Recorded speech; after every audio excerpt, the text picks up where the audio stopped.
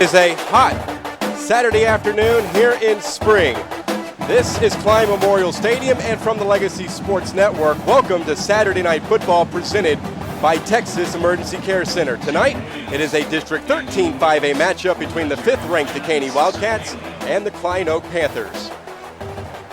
And now, ladies and gentlemen, welcome high atop the Millard Roth press box here at Klein Memorial Stadium. Michael Silvers, Brent Moody, Jarrell Branch with you. Delighted to have you with us. The Klein Oak Panthers are 1-2, and they come in this afternoon having lost their last two, including their District 13 5A opener last week to Kingwood 45-44. And Brent Moody, the offense isn't the issue with the Panthers. Their defense has struggled. Yeah, their defense is really struggling so far this season. They're giving up about 450 yards a game, and really the offense can help them out by trying to have more time-consuming drives, more methodical drives, and try to keep that defense off the field, because if they're going to continue to give up 450 yards a game, their offense isn't going to be able to outscore the competition. The Dekaney Wildcats are 2-0. And last week, they won their district opener by defeating the Spring Lions 35-21. Jarrell, the offense has looked good over the course of these first two games, but they're still adjusting to life without Trey Williams. Oh, yeah, definitely. When you have somebody like Trey Williams that scored 86 touchdowns and had 8,100 yards for their career, he's hard to replace, but they've done a great job of actually having balance this year in passing and running. And also DeMarcus Felton, he's averaged 150 yards per game, so they're looking pretty good. When we return, we head down to the field to Jay Darneal. He'll be standing by with the head coach of the Klein Oak Panthers. David Smith is his guest next as we continue here on Fox Sports Southwest. Texans checking account with First Community Credit Union, and you could win a trip to the big game in New Orleans. Just visit TexansChecking.com and open your account. Signing up is easy and free. You'll get a customized Texans debit card. And best of all, you could win a trip to New Orleans for the big game or other great prizes like trips to Texans road games and the 2013 draft in New York City. Be a fanatic. Visit TexansChecking.com and sign up for your chance to win. First Community Credit Union, the official credit union of the Houston Texans. Every morning is the same. We say hi to Mrs. Williams. We let everybody and their mama merge. And the one bright spot? McDonald's, where we get one of those sweet and creamy iced coffees. Enjoy. Thank you. Caramel, every day. Hazelnut? McCafe iced coffee. Vanilla, hazelnut, or caramel. The choice is yours. Tomorrow, we're going for a frappe. Who are you? The simple joy of surprising yourself. When it just can't wait, come to Texas Emergency Care Center. We're a licensed, freestanding emergency room, open 24 hours a day, every day. Whether it's a broken bone or chest pain, the doctors and staff at Texas Emergency Care Center specialize in emergency medicine. We're ready and waiting, so you don't have to. At Texas Emergency Care Center, you'll be seen in minutes. We're open 24/7 in Pearland, Cypress, and Atascocita. Find us online at txercare.com. Back here on the pregame show, now joined by Klein Oak Panther head football coach, Coach David Smith. Coach, the season didn't start off exactly how you'd like. You're sitting with 1 win, 2 losses, but how do you get things turned around here in district play? You do what every coach in Texas do. They get back Monday morning and start going to work. Well, excuse me, Sunday, and they start going to work preparing for the next game. You take the very positives, which we have some great things have happened in the first 3 weeks. 2 plays away from winning both those games, and that's reality. Did we play that well? Not really. In some areas we didn't play very well, so we didn't deserve necessarily to win, but we could have. So just go back to work. Simple as that.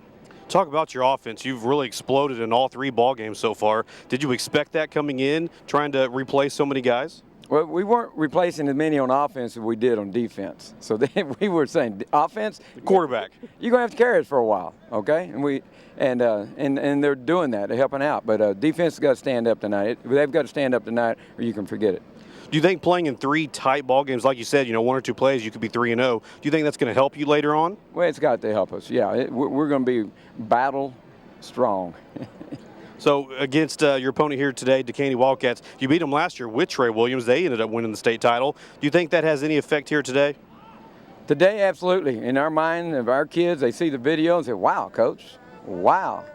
Okay, yeah, guys, just believe, and let's see what we can do, because they're a super team still. Coach Amendola does a fantastic job. Got great respect for them, and of course, it'd be really would be exciting to beat a state champion.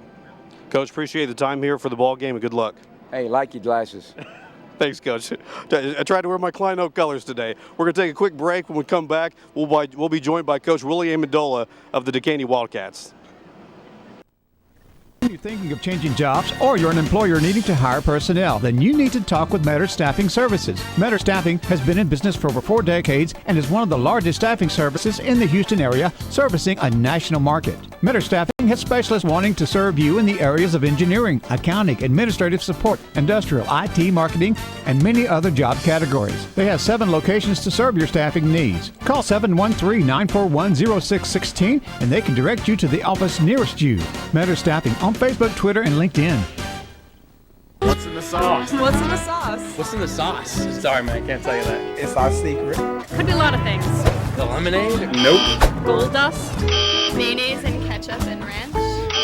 Shaquille O'Neal sweat. That's not it. Puppy dynamite. Bubblegum. What?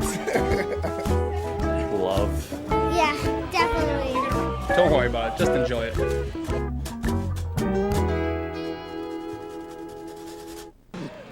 Back here for more of the pregame show, now joined by Coach Willie Amendola of the Dekaney Wildcats. Coach, I haven't seen you in a while. Last time you played this team, they kind of beat you soundly. You think that's going to play any factor here, or does the Giant State Championship ring kind of nullify that? That was last year. That's in the past. Both the ring and what they did to us last year here. You know, last year we were a victim of ourselves, made some mistakes, turned the ball over too many times, and you can't do that against a good football team. If we turn the ball over too many times today, same result, and likewise for them. They learned last week that you can't turn the ball over and expect to win in this district. Well, Coach, you had an amazing run last year, but you said that was last year. You are on a 2-game win streak now. How do you block all of last season, by everybody and not let them think about that?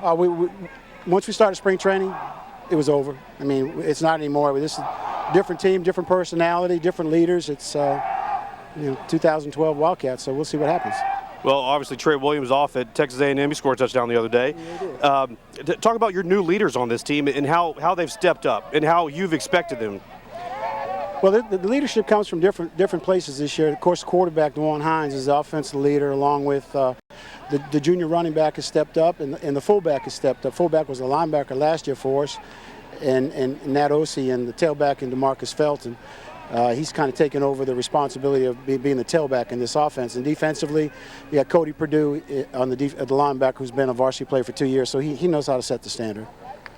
Now let's talk about playing the Klein Oak Panthers again. Are you going to do anything different? You try to keep that game plan the same? You just think that y'all made mistakes last year? Oh, they're a different team, and we're a different team. So, I mean, we're going to have, of course, Stewart's back, and he's a heck of a football player, but we're going to have to do what we got to do. And it's a different offense for us. I mean, it's the same mentality, but just a different way to produce the numbers that, we got out of our tailback position last year. So we're going to have to spread it around a little bit more. That's the difference. Coach, also one quick question about your son. He had a pretty good week last week, didn't he? Yeah, he had a great week. Hope he can do that a few more times. Coach, thanks for the time here and good luck. Thanks, appreciate it. We're going to take a quick break. When we come back, we'll be joined back up in the booth with Mike Silvers and the gang.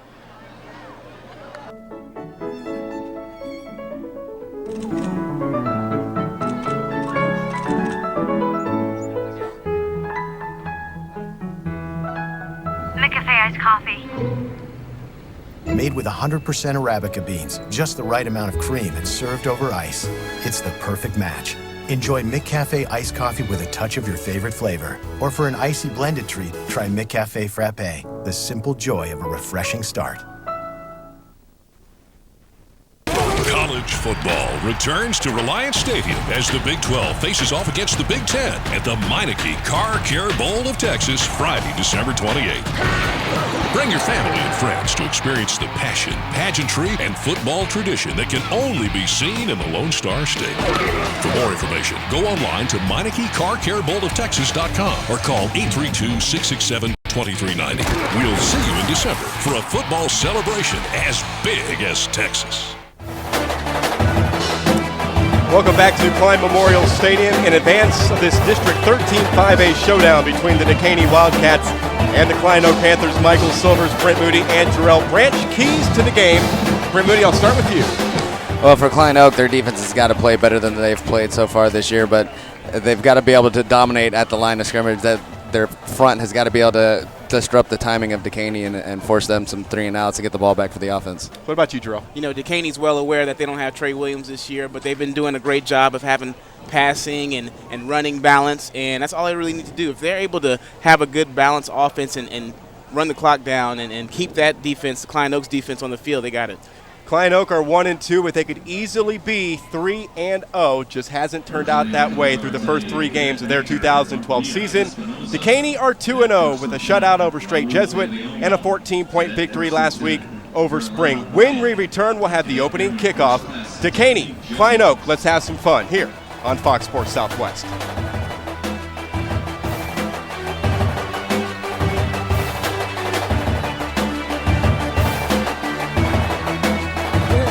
The Burtons who love movies, let me show you something new. Come on. Walmart can now convert your favorite DVDs from disc to digital, so you can watch them on your laptop, tablet, phone, anytime, anywhere. Cool, huh? Yeah. What'd you guys think that it would cost? I thought it'd be around $10. It's only $2 per disc. That's a great price. Bring in your favorite DVDs, see for yourself. That's the Walmart Entertainment disc to digital service. Visit the photo center at your local Walmart to get started. That's my favorite part. How about an ale? Bigger! No, bigger still! Ah! It's good to be king. This fall, experience king-size dining, shopping, merriment, and more at the Texas Renaissance Festival. Discount tickets are on sale now at Randall's, Walgreens, Wood Forest National Bank, and online at TexRenFest.com. The Texas Renaissance Festival. Choose your own adventure. Couple years of up all night and a few thousand diapers later. Oh yeah, he loves that little girl. All her life she's been coming toward you. Now that she's driving, she's going the other way. There goes my life. Thanks to State Farm's Steer Clear program, teens learn safer driving and parents gain peace of mind.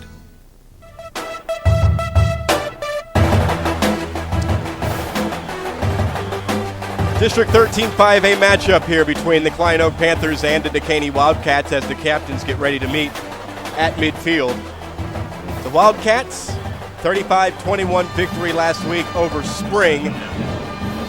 Willie Amendola, the head coach of the Wildcats, said his defense played hot and cold while forcing Spring to punt it away 7 times. They also gave up the big play as well, including a huge 70-plus yard run by Robert Whitaker on the final play within the final minute of the game. Klein Oak could very easily be 3-0, but after an overtime win over Langham Creek 63-56, they've lost to Cy Creek 24-21 and to Kingwood last week 45-44. And just like you heard David Smith and Jay Darnell say during the pregame show, a play here, a play there, they could be 3-0. Yeah, they very well could be 3-0, but they've got to get some more stops from their defense. Their offense is moving the ball very well, but their defense is just giving up too many yards. And if you keep averaging 450 yards against you defensively, it's really hard for an offense to win the game. The defense is spending a lot of time on the field, but the offense has got to come back and score quickly. If they're gaining 446 while giving up 450. Yeah, you get a little help here. They allowed Cade Harrington of Kingwood to rush for 346 yards and 3 touchdowns. Klein Oak offense had a miscue deep in the red zone, which the Mustangs, on a fumble committed by the Panthers, returned at 99 yards for a touchdown, which gave them the lead for good. Dekaney, of course, coming off the district win in their opener over Spring 35-21. They are the defending Division II state champions, defeating Cibolo Steel at Cowboys Stadium in Arlington 34-14.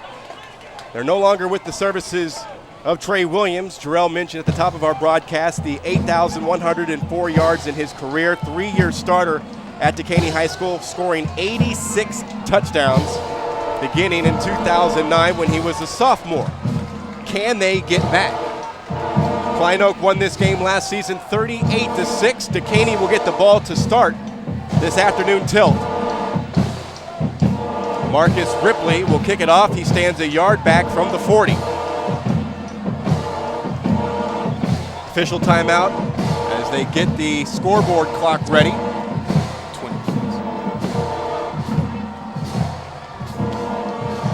90-degree afternoon here in Spring. It feels like 98 down on the field, 40% humidity, winds blowing out of the northeast at 7 miles per hour. Pooch kick, and we are underway. From the 21, up the left side, Travarius Brown, and then he is stuck hard, shy of the 40-yard line. And out comes the Dekaney offense, led by senior quarterback, the Houston Cougar commit, DeJuan Hines. 18 of 31 this season for 301 yards, 3 touchdowns, and an interception. You look at their McDonald's starting lineup on the offensive end. Marshall, Bobb, Adams, Bass, Johnson up front, Searles, Smith, and Williams, the receivers. Felton and Osei in the backfield.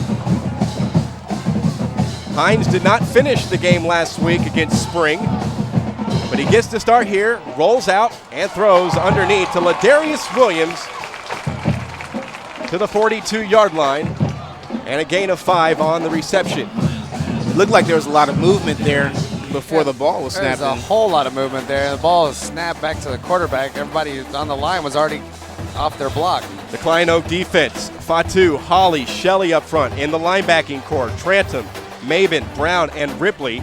Alcala and Pittman are the cornerbacks. Morgan and Fisher are the safeties. And DeMarcus Felton, left side, across midfield. Felton into Panther territory to the 49-yard line, a gain of 8 on the play. Great vision there by Felton. Did a good job reading his blocks, getting out there to the outside and picking up the 8 yards for the first down. Yeah, Nat Osei had a great block out there. He blocked his man, knocked him down to the ground, and then got back up and looked for another block. Felton, 45 carries coming in, 306 yards, 3 touchdowns for the junior. 1st and 10 for the Wildcats. They'll scrimmage from the Panther 49. Back on the ground to Felton, and he's tripped up in the backfield.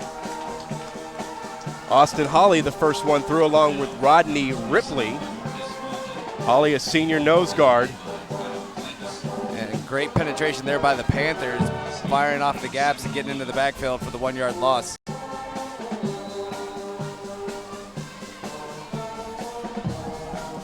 We mentioned DeJuan Hines not finishing the game against Spring. Andre Searles took his spot, ran for a couple of touchdowns from the quarterback's position.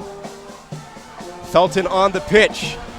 Down the sideline, inside the 30, inside the 20, and down to the 15-yard line. Jared Morgan in on the tackle, along with inside linebacker, a junior, Josh Maben, to the 16-yard line on a 34-yard run for DeMarcus Felton. Yeah, one thing I always liked about DeJuan Hines, he'll run with you for about 12 yards, and he pulls off the play so he doesn't get blindsided by anyone. You don't want your quarterback being your lead blocker all the way down, but a great job by Hines and Felton getting out in front. Felton tries the middle this time, and the Klein Oak defense ready for him. Pickup of a yard down to the 15. The Klein Oak defense has allowed 778 yards rushing. They're averaging 450.67 yards on defense, allowing their opponents some big-time yards. And we have a quick timeout on the field with 9:57 to go here in the first. No score.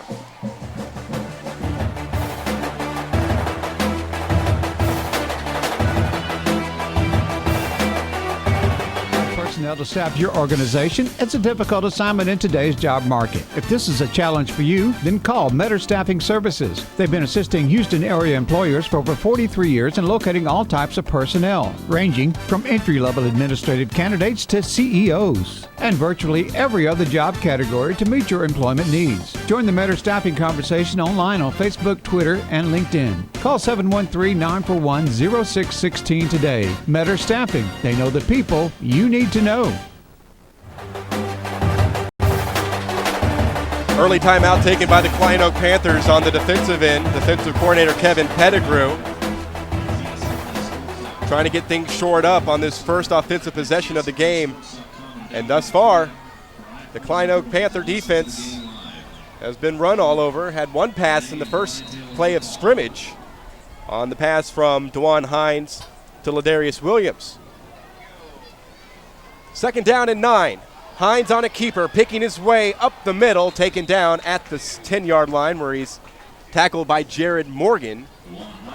Gain of 6 yards for the senior DeJuan Hines. A It looked like that play was read pretty well by Klein Oak, but a great job by Felton getting this block to let that play develop. Yeah, you're right. It's a tough play for the defense to try to defend there because you got the fly sweep coming. You have that halfback getting the zone read option there. Then you got the quarterback. So 3 different options makes it really tough for a defense. 3rd and 4 with an I formation. Williams in motion. Pitch to Felton.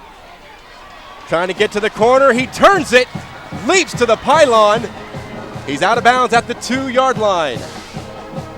3rd down is converted. It is 1st and goal. Just looked like he ran into one of his own players at the end of this play and looked from here like he got in, but they're saying he stepped out at the 2. 8-yard run for Felton. The best part about Felton, he just needs a little bit. You don't have to get a full block out there. All you have to do is chip a little bit, slow somebody down just for a half second, then he'll all of a sudden use his quickness to get up the field. Felton had a 17-yard touchdown run last week, ran for 93 yards against Spring. 1st and goal from the 2 for the Wildcats. This is Felton, and that's a touchdown.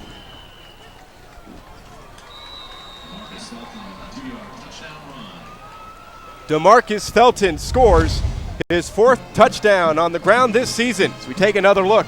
Very fundamental. DeMarcus just goes right up, follows his blocks, and just kind of chose and picked a hole and was able just to muscle his way into the end zone. Couldn't have asked for a better start as Devin Demas puts the extra point through. 9:12 remaining in the 1st quarter. Dekaney out in front, 7-0. Footage was captured at a local grocery store. This man just took money from his bank that wasn't in his account. Did you catch it? Let's see that again.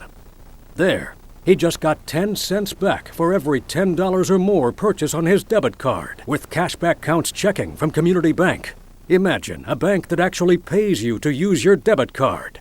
Swipe all you can from your bank. Community Bank of Texas. Bank where you live.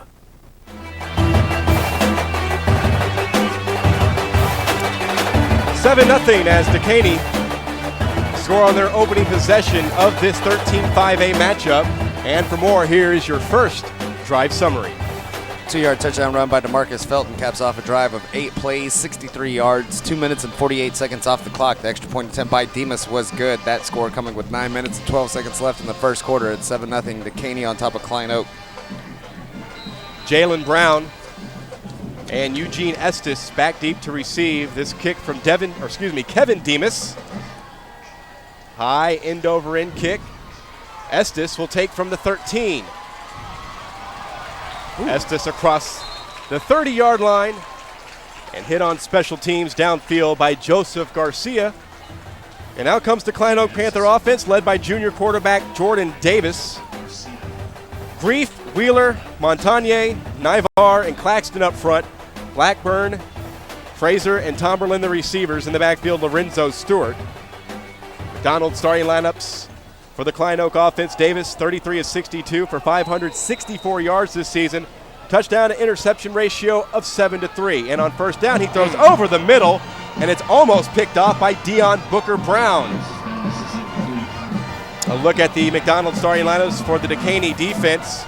Outing, Walker, Young, Carter along the front. Purdue, the aforementioned Booker Brown, and Kyle in the linebacking core. Williams, Jackson, Brantley, and Bledsoe in the secondary. Now Lorenzo Stewart on 2nd and 10. Left side and pushed out of bounds at the 37-yard line. Picking up 4 on the play. It's quickly 3rd down for the Panther offense. Yeah, Dekaney did a good job of stretching Lorenzo Stewart out towards the sideline. Looked like he was going to be able to get upfield, but the Dekaney Wildcats just continued to come out there. They did a good job of actually team tackling. Stewart had a career day versus Kingwood in the loss last week. 232 rushing yards on just 13 carries. 3 touchdown runs of 37, 57, and 96 yards. Pass out to the flats is complete. Fighting for a 1st down. Lorenzo Stewart will get it at the 45 on a 7-yard pass play. Jordan Davis got leveled after he threw this ball. Huge hit coming from Dekaney. Still able to get that ball right to his receiver right around the 1st down marker and pick up the 1st. Coming down to the 8-minute mark remaining in the 1st quarter, 7-0 Wildcats. Handoff, Stewart to the right side. There is a flag down. And Stewart hit on the play out of bounds by Javante Jackson, senior cornerback. This Wildcat defense under defensive coordinator Derek Vaughn. Yeah, not a whole lot of size defensively from Dekaney, but what they lack in size, they make up for in speed, and they're quick to the sidelines. Our referee this afternoon is Ronnie Morgan, a hold called on Klein Oak. Yeah, it looked like that was on the right side of the line, that offensive tackle out there. When you spin around completely, typically that means that you're holding somebody.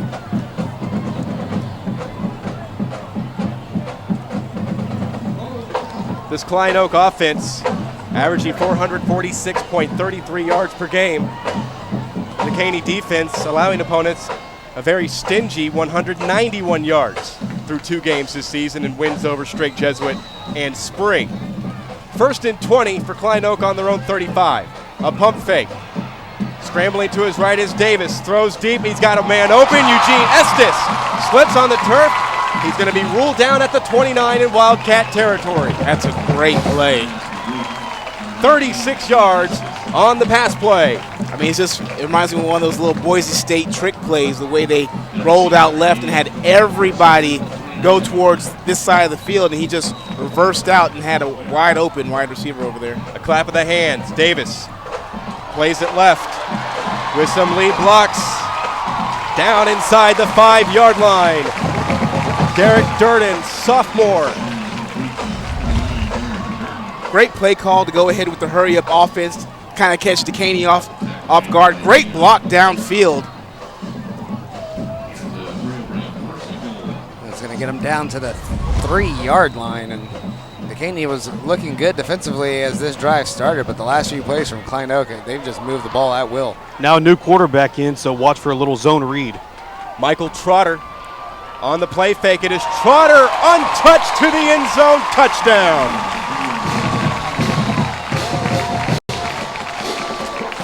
Good call, Jay. That's exactly what it was.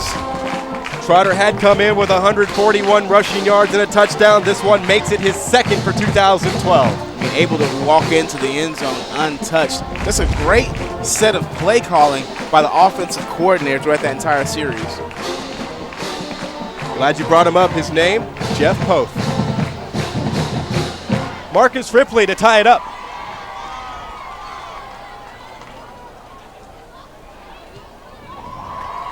And it's good.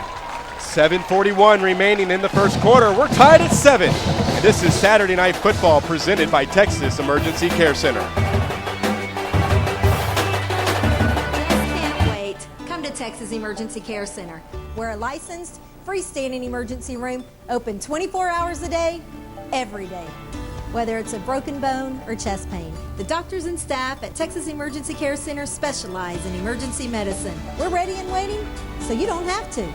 At Texas Emergency Care Center, you'll be seen in minutes. We're open 24/7 in Pearland, Cypress, and Atascocita. Find us online at txercare.com.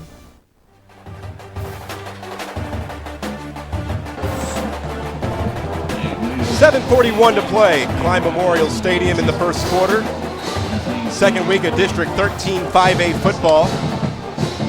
And a 7-7 game. Good response for Klein Oak after the Dekaney offense marched down the field. They did the same with a big play. Jordan Davis to Eugene Estes. Yeah, this is an offense that Dekaney hasn't seen all year long. They've been putting up, Klein Oak, they've been putting up so many points and so many yards on defenses. And I mean, Dekaney's, they have a solid defense, but they've never seen somebody so explosive and to mix up the plays as much as Klein Oak does. Here's the Klein Oak drive summary to tie it up. 3-yard touchdown run by Trotter caps off a drive of 7 plays, 67 yards, 1 minute and 29 seconds off the clock. Extra point attempt by Ripley was good. That score coming with 7:41 left in the first quarter. It's 7-7 Dekaney and Klein Oak. Line drive kick. Taken back by Ladarius Williams. Williams over the 25 and out to the 27-yard line. Each offense has had the ball once, and they have scored once. And the Wildcats come back out. Offensive coordinator is Anthony Williams in his first year calling the offensive plays after Charles West made his exit following the Wildcats' 2011 state championship.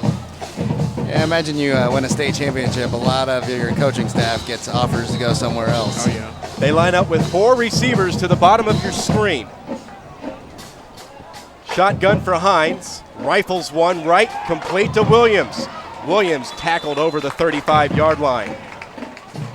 Making the stop, the outside linebacker, sophomore Robert Trantham. It's going to be good for a 9-yard pass play. Dwan Hines, he has so much time back there just to set his feet, and he throws a solid ball towards the sideline.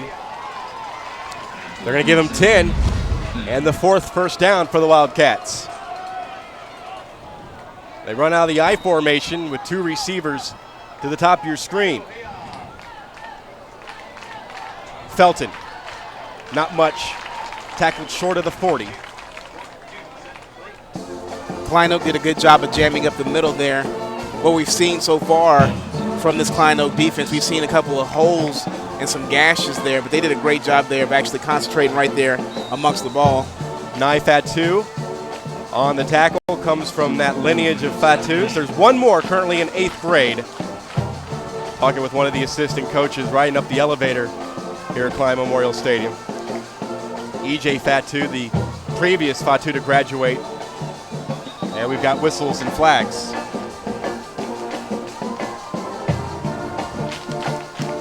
Looks like Dekaney has started early. Dekaney were penalized 6 times for 50 yards in their win over Spring. They racked up 444 total offensive yards in their 35-21 win. They finished 2011 14-2. One of those 2 losses coming at the hands of these Panthers. The other loss capped off the year. Westfield beat them, but then Dekaney got their revenge by dispatching Westfield out of the Region 2 championship game. 2nd down and 13. Wildcats will scrimmage from their own 34.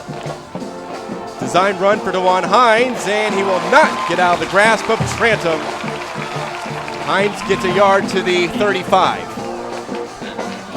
Dekaney was trying to spread out Klein Oak on that play, having trips on the far side of the field, trying to get them, to have their mind occupied on their trips, and they didn't fool anyone. This is the kind of situation that Dekaney does not want to be in when you know they have to throw the ball here. They really lacked in that last year. Let's see how much they've improved this season. Haven't had to throw the ball last year. They could always depend on Trey Williams. Now it's Hines' time to shine. On 3rd down, Hines bootlegs to his right, throws, passes incomplete. Coming this side, pass intended for Lionel Bonner. Little inaccurate. Bonner had to slide to try to come up with that catch, but it looked like he got both hands on it, just dropping it as he came down to the ground. And speaking about what Dwan Hines didn't really have to do too much last year, he did throw for over 1,125 yards. 2011, 21 touchdowns, 5 interceptions. Of course, Trey Williams had over 45 touchdowns last season. It's not bad. Yeah, you're right. Quarterback play in the playoffs was amazing. If not for that, I'm not sure they would have won the state title because everybody focused in on Williams, and he made big plays all the way through the postseason. Fake by Hines. Wow. The angle's being cut off, and Hines will be thrown down, and there's a flag. Looks like a horse collar tackle committed by Jared Morgan. Yeah, you said Morgan had the angle on him, but Hines' athleticism, he just almost was able to outrun him, and just unfortunate for Klein Oak if they end up getting the horse collar here, because that should be a personal foul. And really that whole series, that's one of the best series that we'll probably, we've seen, from Klein Oak this year as far as, looked like it's going to be a 3 and out. And getting back to Dwan Hines is, they call it a face mask.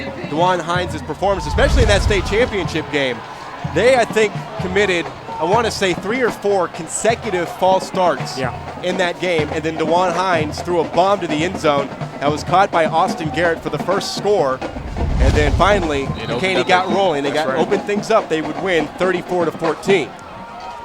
After the personal foul for the horse collar, Hines will throw it deep. Wide open inside the 20, dropping the ball. Andre Searles. Searles jumped for the ball when really was unnecessary, and then tried to have a little tip drill with himself. I think if he just stays on his feet, he hauls this one in. I don't know why he jumped. Andre thought this play was called dead. He was like, why am I so wide open?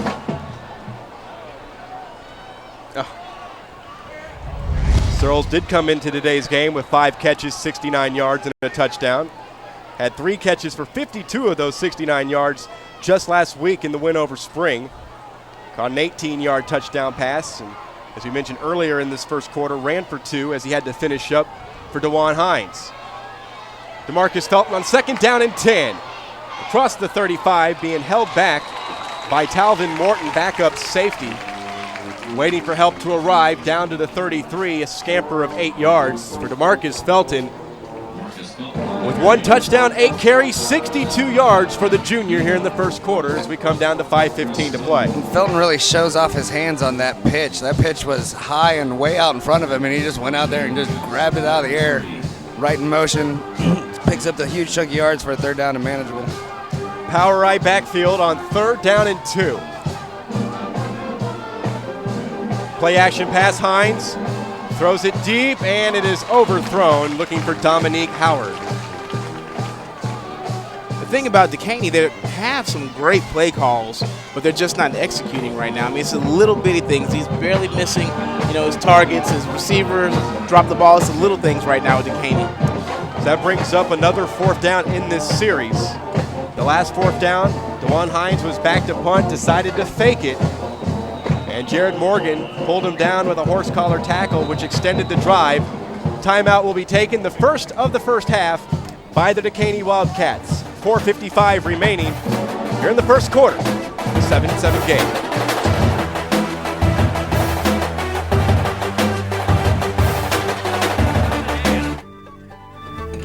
Bigger. No, bigger still. It's good to be king. This fall, experience king-size dining, shopping, merriment, and more at the Texas Renaissance Festival. Discount tickets are on sale now at Randall's, Walgreens, Wood Forest National Bank, and online at TexRenFest.com. The Texas Renaissance Festival. Choose your own adventure.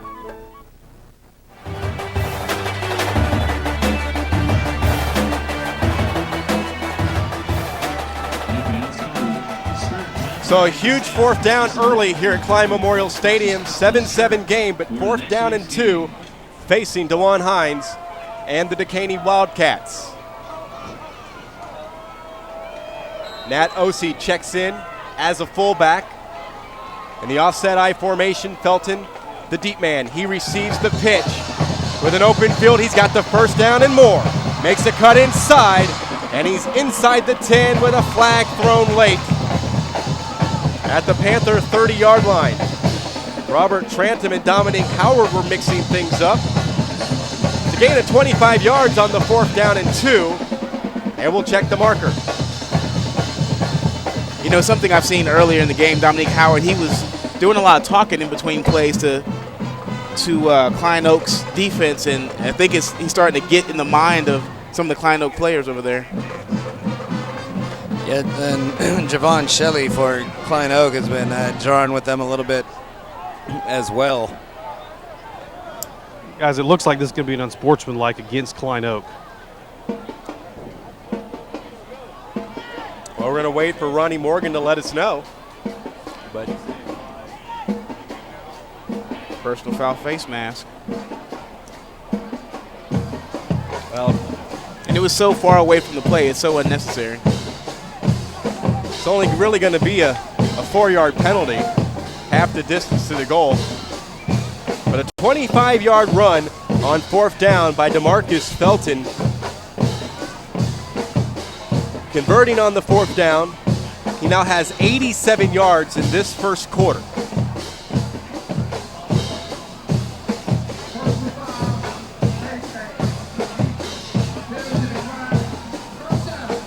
Well, they're going to decline the penalty, so it won't even be half the distance to the goal situation.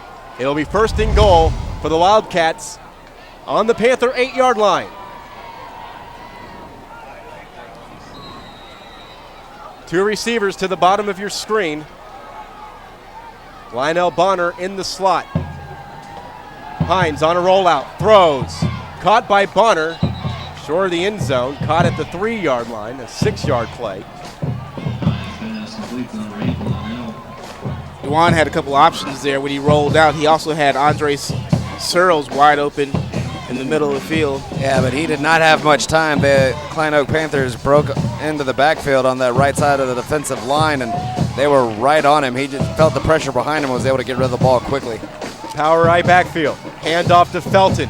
Felton tries to drive his legs closer to the end zone, but the Panthers defense won't allow him. And this is one thing the Panthers have done a good job of during the game. They've been stuffing the middle really, really well, but they've lacked trying to get to the outside. They don't really run side to side very well right now. 4th, 3rd down upcoming.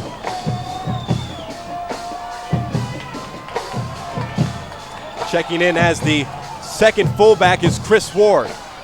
And it's an OC. And OC scores, touchdown, Wildcats. A trick play on the misdirection, and the fullback, Nat OC, scores his first touchdown of 2012. A lot of misdirection in the backfield. They thought it was going to the right to Felton, and just all kinds of daylight for OC on the left side. It seems like every time Dekaney tries to stretch the ball out wide, the backs always have at least to the linebackers, before they're even touched by anyone. So they've already gotten, 2 to 3 yards on the play.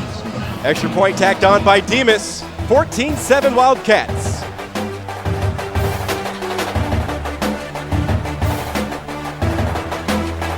Alex put out the recycling on Recycling Day. Alex, you are the sizzle. Joni did the entire crossword in pen. Sizzle, Joni, sizzle. Rick refilled the paper in the copier. Both trays. Way to sizzle, Rick. Be the sizzle with McDonald's Sausage McMuffin with egg. Sizzling sausage, a fresh cracked egg, and melting cheese on a toasty English muffin. Sizzle on. College football returns to Reliant Stadium as the Big 12 faces off against the Big 10 at the Meineke Car Care Bowl of Texas, Friday, December 28th. Bring your family and friends to experience the passion, pageantry, and football tradition that can only be seen in the Lone Star State. For more information, go online to MeinekeCarCareBowlOfTexas.com or call 832-667-2390. We'll see you in December for a football celebration as big as Texas. Opportunity here for Eugene Estes. Estes out of bounds in Wildcat territory. A huge return after the Wildcats on their second offensive possession find the end zone once again. Here is your latest drive summary. 3-yard touchdown run by OC caps off a drive of 13 plays, 73 yards, 4 minutes and 3 seconds off the clock. The extra point attempt by Demas was good. That score coming with 3:37 left in the first. It's 14-7 Dekaney on top of Klein Oak. 2 4th down conversions on that drive by Dekaney, one aided by the penalty. The horse collar by Jared Morgan, the safety. Jordan Davis on 1st down and 10. Throws, and it is picked off by Tyrell Kyle. His second interception of 2012, threw it right at him. Oh, and exactly what Klein Oak doesn't want to do after having their defense on the field for 4 minutes and 3 seconds, have to have their defense go right back out there and try to stop this Dekaney offense. Great job there by the defense to get the ball back. He did a good job of just reading the quarterback's eyes the entire time, and he just looked and he just telegraphed his pass. Yeah, guys, y'all going to have a benefit of a replay, but I don't have my sheet here, but number 5 for Klein Oak was wide open on a mid-range drag route. I don't know why he did not go to him. Instead, he elected for the shallow drag route, which Khalil 2 guys were Frazier. covering him. That's Khalil Frazier. And it also takes back that excellent kickoff return. Hines will go deep, and the intended receiver falls down. Just ran up on the back of the corner and lost his footing. Ricardo Bennett, the intended target, down the left sideline. So you get that great kickoff return by Estes, and the next play, the following play, Dekaney pick off the pass, take it back to the 32-yard line in Panther territory. Sprint out to the close side of the field, pitch. Pitch to Felton on 2nd down and 10.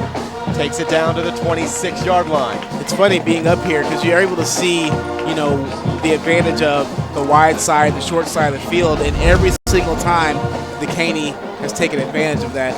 Carter Robinson on the tackle. Junior, back up inside linebacker. Well, if you remember last year, they would go to the short side a lot. Yeah. And it drove you crazy. But that guy is different. Lionel Bonner split to the top of your screen. 3rd down and 4. Another pitch, staying on the ground with Felton. Felton with a 1st down and more. Inside the 15. Tackled from behind by Jared Morgan at the 10-yard line. A 16-yard run for DeMarcus Felton. Man, that OC is blocking his tail off out there. He goes out, he finds one person, boom, chops him down, gets back up to go look for somebody else to block. It's all about the fullback. Yeah, man. OC does a great job of hitting somebody and getting right back up to his feet to get downfield and find somebody else to hit. Timeout on the field. 2:33 remaining in the first. 14-7 Dekaney, and they're driving again.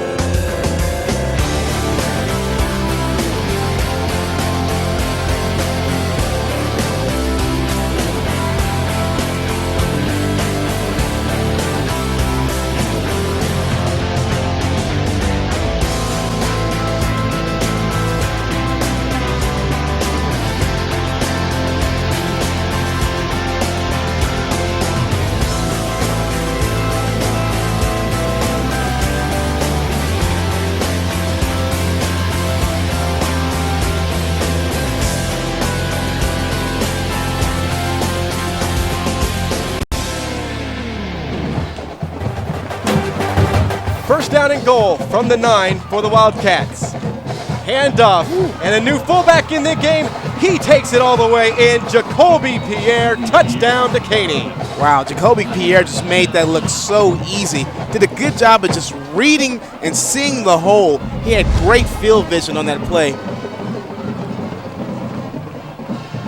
As soon as he takes the handoff, there's just a huge hole there, and then just cuts right back in off that linebacker to get in for the score. A 9-yard touchdown run. Jacoby Pierre Jr., 2nd touchdown of the season.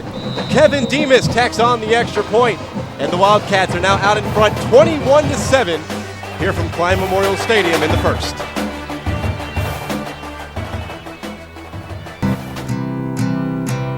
Won't you be good to yourself?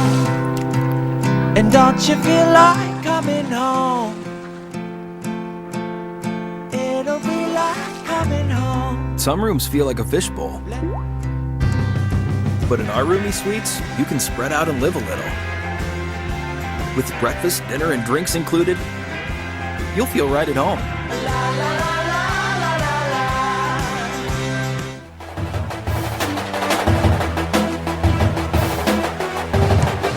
And we welcome you back to Klein Memorial Stadium.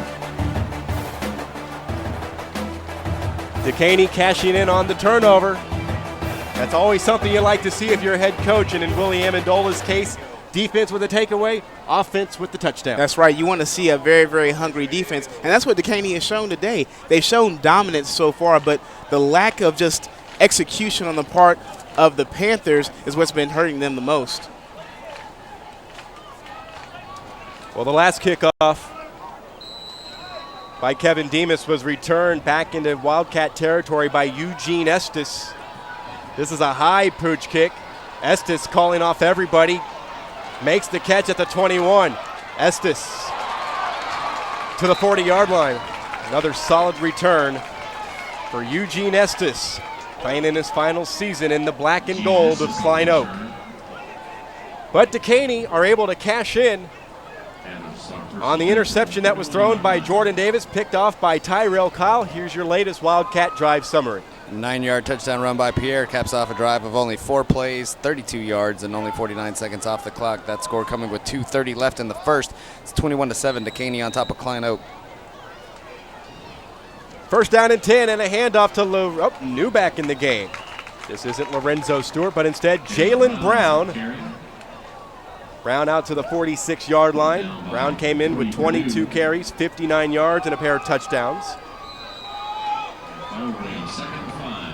Gain of 5 yards on first down. Second down and 5 with a 4-receiver package.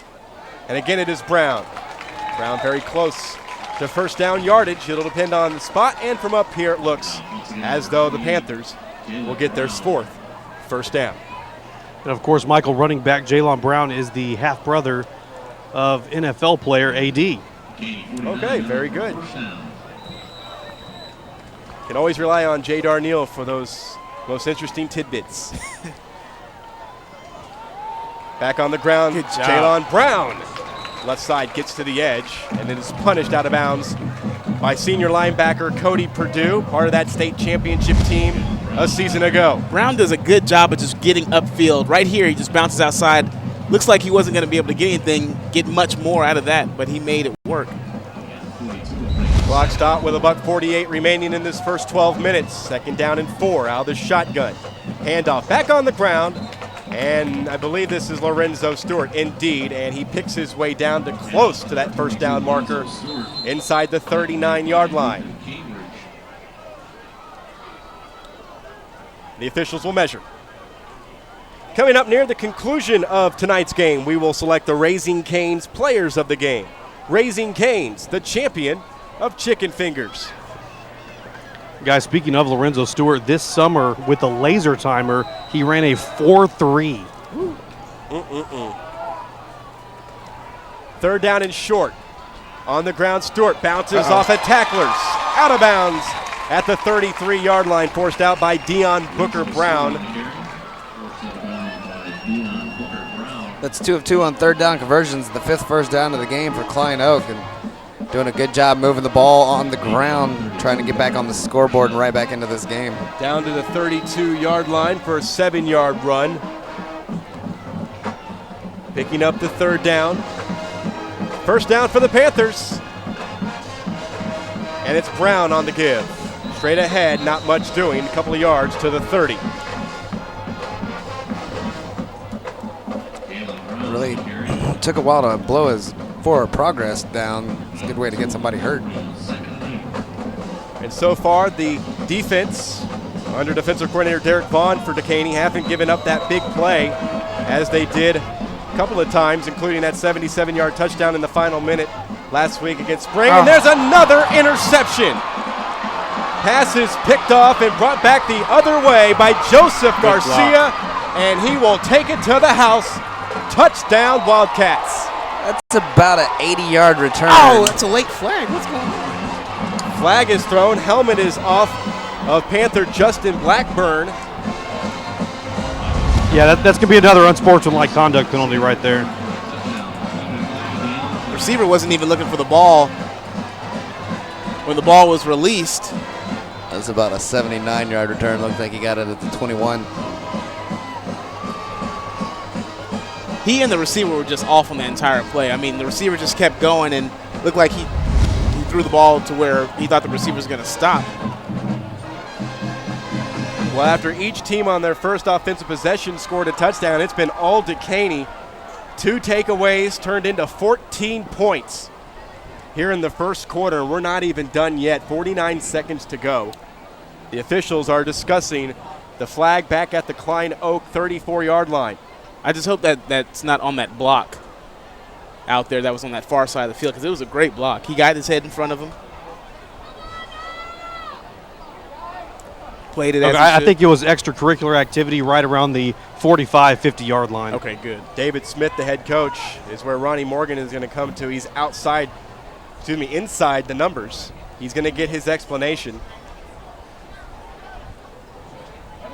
But the wheels of the offense have sort of come off here by these 2 interceptions thrown by junior quarterback Jordan Davis. And when we came in, the topic of discussion during the open was the offense didn't seem to be the issue. It was the defense. That's right. I mean, they're a well-oiled machine, the Panthers' offense is. But, I mean, what they just had these mental mistakes. Receivers off, quarterbacks, telegraphing passes. You can't do that. Dead ball, defense, 15-yard penalty, and will be assessed on the kickoff. Touchdown is good. So you got the explanation from Ronnie Morgan. And Michael, I think that was Michael Trotter that threw that interception. Was it number 15? I believe so. Okay. Now that you mention it, I think you are correct. So an interception thrown by each quarterback. At the end of the day, it's resulted in 14 points scored by the Dekaney Wildcats. This last interception, though, much easier. And now a false start on the kicking team. And, you know, sometimes you can do too much. That one drive that they had going down the field was a great drive. They probably could have done the same exact plays and had the same type of results. But instead, they tried to change it up a lot in the second half. Demas for a 25-yard extra point. It is good. 49 seconds to go. Here in the first quarter, all Dekaney 28-7.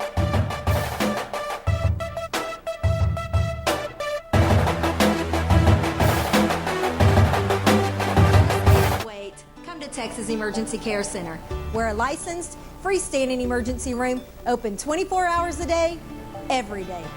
Whether it's a broken bone or chest pain, the doctors and staff at Texas Emergency Care Center specialize in emergency medicine. We're ready and waiting, so you don't have to.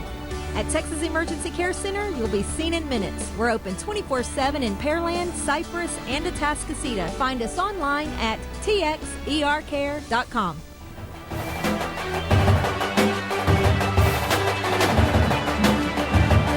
It was 7-7 early in the first when both offenses scored on their opening possession. But since then, 2 turnovers by the Klein Oak offense on interceptions thrown by Jordan Davis and the other quarterback, Michael Trotter. Ironically, that is his 3rd interception of the season. 14 points have been scored off those turnovers. Here's the latest one, Brent Moody. 79-yard interception return for a touchdown by Garcia, capped off a drive of only 49 seconds for him to run 79 yards. Let's see if you can average that. What's his 40 time? 28-7, Dekaney on top of Klein Oak. And now, since that personal foul during the interception return, costing Dekaney 15 yards, that'll be assessed on this kickoff, and Demas will boot this one from the 25. And I would think it would be imperative that Klein Oak have a clean offensive possession that scores 7 points. Here's the return. It's not going to be Estes. And just, again, some contact after the play. Jalon Brown on the return, and the Panthers will scrimmage from their own 45. Guys, I was on the sideline last year, and there was a lot of emotion for that ball game. And no question, it has carried over here today. And the referees are doing a good job so far, but they're going to have to stay on it because these guys will get into it big time here. Yeah, they cannot be like the replacement officials in the National Football League where they are. And Jay looks up here at the booth. He knows exactly what I'm talking about because a lot of those NFL players are taking advantage of these replacement officials in regards to extracurricular activities and games getting out of hand. Jordan Davis on the keeper picks up 3 just short of the 49. Yeah, not only the players but also the coaches have been taking advantage of that as well and verbally abusing them from the sideline a little bit more than usual.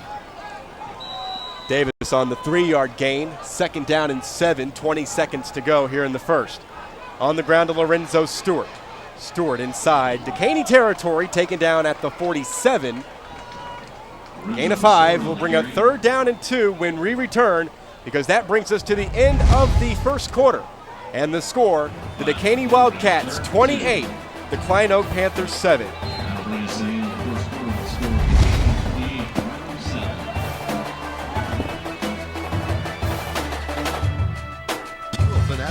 Open a Texans checking account with First Community Credit Union and you could win a trip to the big game in New Orleans. Just visit TexansChecking.com and open your account. Signing up is easy and free.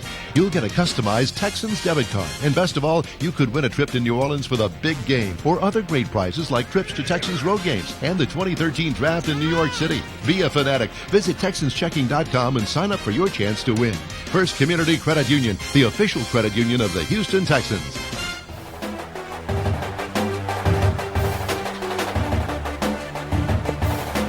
Michael Silvers, Brent Moody, Jarrell Branch, Jay Darneal down the field, and our entire crew. Start of the second quarter here from Klein Memorial Stadium in Spring. Dekaney with a 28-7 lead after 12 minutes. 3rd down and 2 for Klein Oak. They'll scrimmage from the Wildcat 47. Pass left, caught by Estes. And Estes only back to the line of scrimmage. Slowing him down at first was Garcia. And Estes just could not get any more yards after making that catch. Had to leap forward on the pass delivered by Jordan Davis. They're going to actually say he lost a yard back to the 48. And that's their first 3rd down conversion they haven't converted on. Now 2 of 3 for Klein Oak. 1st down. 4th down, I should say, 4th down. Trips to the bottom of your screen. Handoff, Brown, nope, keeper for Davis, and he pushes forward very close to the 1st down marker at the 45 in Wildcat territory. With that spot, they're going to go ahead and give it to him, I think.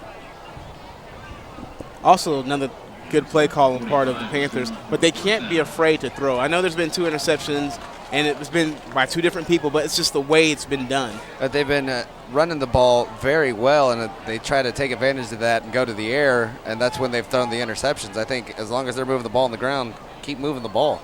The chains will come out. We'll see if indeed the Panthers will continue this offensive possession. And they need to continue this offensive possession. Yeah, that defense definitely needs a rest. They got it. They convert on the 4th down, and the Panthers, with a new set of downs, have new life. As they trail by 21.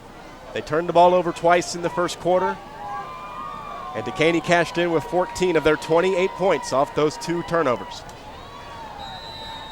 Ironically now, Klein Oak, a -5 in their turnover margin, and Dekaney for 2012 are a +3. Davis throws, and it is complete. Down to the 31-yard line. Derek Durden with his 2nd reception of the afternoon. Huge hit by Ladarian Williams, but not after they gave up a big gain there on the pass and catch. Good job of just rolling out and finding his receiver. 13 yards, and now Brown into the open field, takes it down to the 10 for a 22-yard run. Brown is he does a great job of just being explosive. He's very, very explosive. Once he sees an opening, his speed, he's just able to hit another gear. Go ahead and give him 21. They gave him down to the 9. And they coughed it up. And once again, Dekaney have caught a break. And their 3rd takeaway this afternoon on the exchange that went awry between Davis and Brown. And that's one of those plays that looked like the running back just didn't take the ball because it's a read play. He could put it in, may take it out, but he gave it up, and the running back didn't seem to get a good handle on it. Worst starting field position for Dekaney in this game, starting on their own 15 here. And they haven't been stopped once. Hines on the play fake. Throws to the right, it is complete. Nat Osi, but for minimal yardage as he slips down on the field turf at the 17-yard line, a 2-yard play. I've seen a lot of people slipping today for some reason. Not too sure why. Osi came into this game with 3 receptions, 58 yards, and a touchdown. Had a team-high 58 yards on 3 receptions in the win over Spring. Caught a 5-yard touchdown pass in the 4th quarter in that 35-21 victory for the Wildcats. 2nd down and 8. The Wildcats on their own 17. Keeper for Hines tries to reverse his field, and he is punished. Not sure why DeJuan Hines didn't want to continue to run that ball outside. He went inside where all the traffic was, and he had plenty of green out here towards the sideline. First one to get to him was Carter Robinson. 3rd down and long for the Wildcats. They're going to say he was able to get back to the line of scrimmage, but that's going to bring up the 6th 3rd down. They've converted on 3 of them so far. They need to get to the 25-yard line for a new set of downs. 4 receivers in the lineup. Hines with a screen pass, complete. Flag is down, and on the pass catch, Travarius Brown. Would be enough for a 1st down, but we have to check the penalty flag situated just outside of the 20-yard line. I think there's going to be an illegal block on number 1. Andre Searles. The old pick play, huh?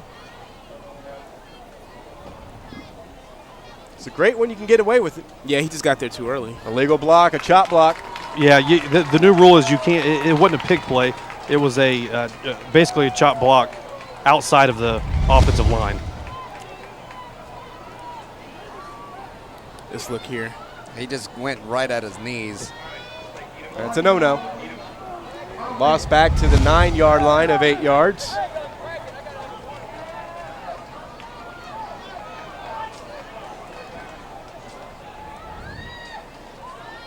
You know, with the ball being on this side of the hash mark, I see a rollout on the far side of the field. Give him time to go through some progressions. I think that's, something that he's really, good at as long as he has enough time back there.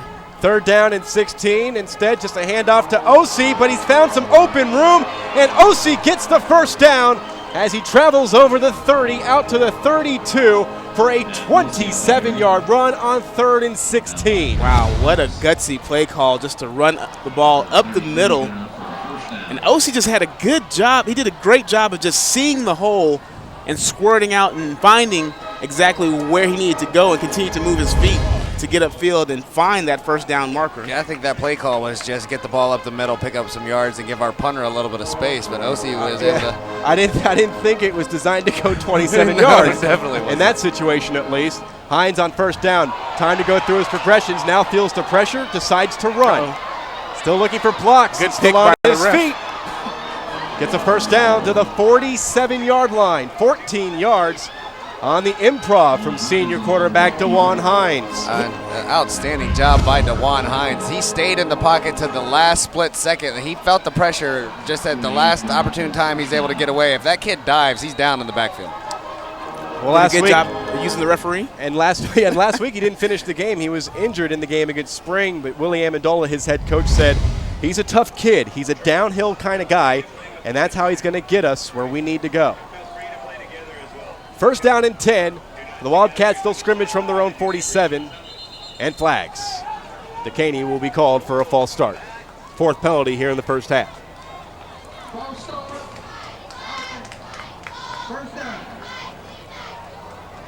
It's been so many stop and starts and things like that. That first quarter was, 45 minutes long. In real time, indeed. One of the longer ones. It's going to be one of those days. 1st and 15.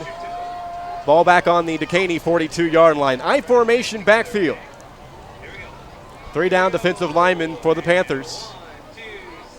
Darius Williams came in motion. A pitch to Felton. Felton back to midfield.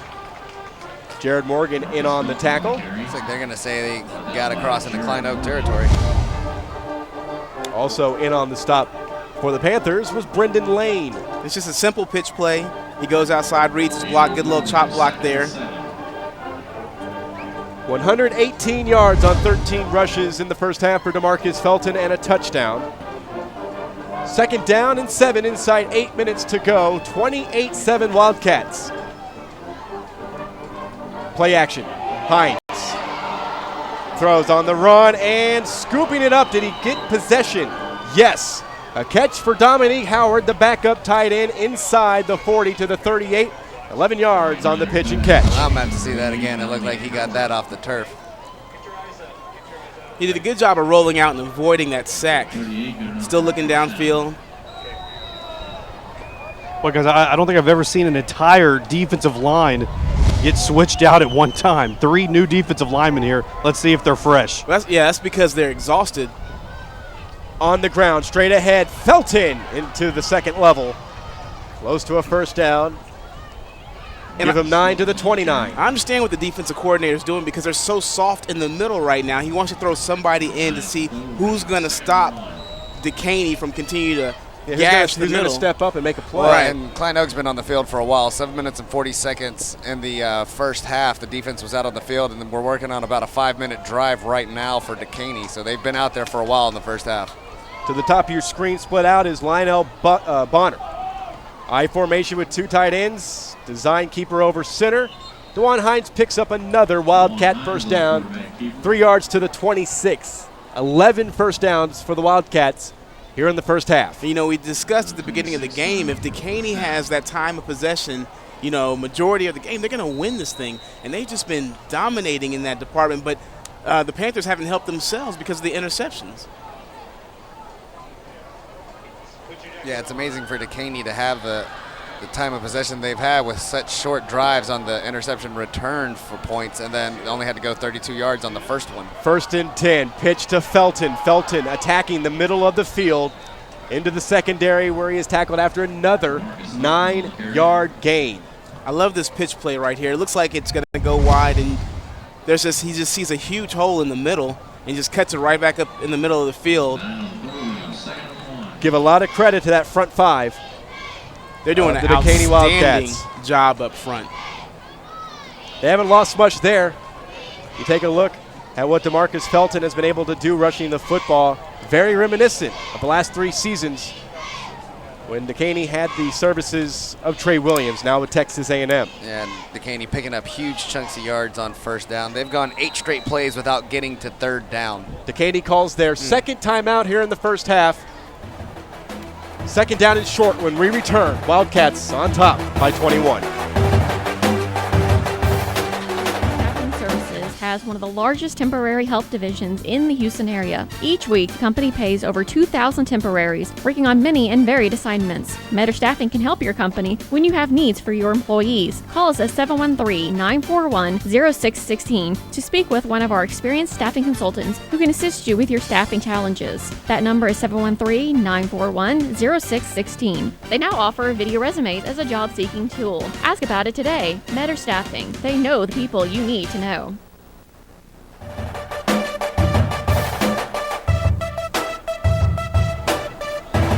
It's going to be 2nd down and short for the Dekaney Wildcats.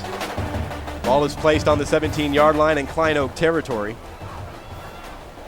Willie Amendola said last week after the win against Spring, we had a lot of kids step up. Andre Searle stepped up. Our fullback stepped up. Being 1-0 in district gets you out of the gate, but we've got a long ways to go. Solid improvement. That's what you want to see because this Dekaney team has been on fire on both sides of the ball as they look to score touchdown number 5 here in the first half. Hines on the delay. Hand off to Felton. Gets to the corner inside the 10. Wow. Felton to the end zone. Touchdown. There is a flag down, though, and it's coming back on a hold committed by Dekaney.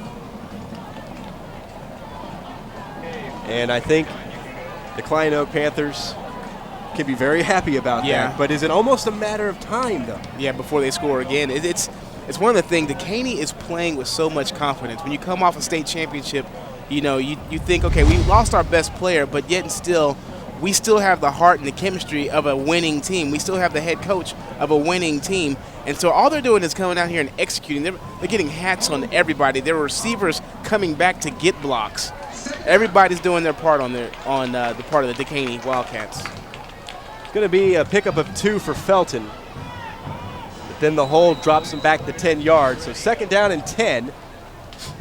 And what Dekaney quickly learned, as you heard Willie Amendola say with Jay Darnell down the pregame show, life goes on. Spring training, that's right. We forgot about the state championship. And that's the type of mentality you have to have. Especially for those who are returning after winning the title last year. Right, you're not entitled to anything. Hines in trouble, down he goes. The first time the Panthers have been able to drop Hines in the backfield. And just a bad decision there by Hines. He felt the pressure and tried to get out of the pocket, but just kept looking downfield. He's got to realize he's not going to find somebody, either tuck and run or just get rid of that ball. Way too many yards lost on that 2nd down play. Kenneth Hall on the sack, a loss back to the 39-yard line of 13 yards. 3rd down and long. Ball rests on the Panther 39-yard line. The Wildcats will need to get down to the Panther 16-yard line for a new set of downs. 4 receivers in the lineup. 3 split out to the bottom of your screen, and shotgun for DeJuan Hines. Waggles to his left. Slips and falls, maintains his balance, and again, avoiding sacks. Hines throws on the run along the sideline. The catch is made. Nope, out of bounds. Ladarius Williams, the intended receiver, But wow, look at the athleticism. We'll get another chance on the replay. DeJuan Hines and how he extends the play. He rolls out to his left, and he's looking downfield. There were 3 receivers out on this side. And he tries to go back. He slips and catches his balance with the ball on the ground. Still with one. He has strong hands, number one, to be able to have, and big hands to be able to hold the ball like that, to run and not pat the ball and re-grip after the ball actually touched the ground. Nobody back to return this punt.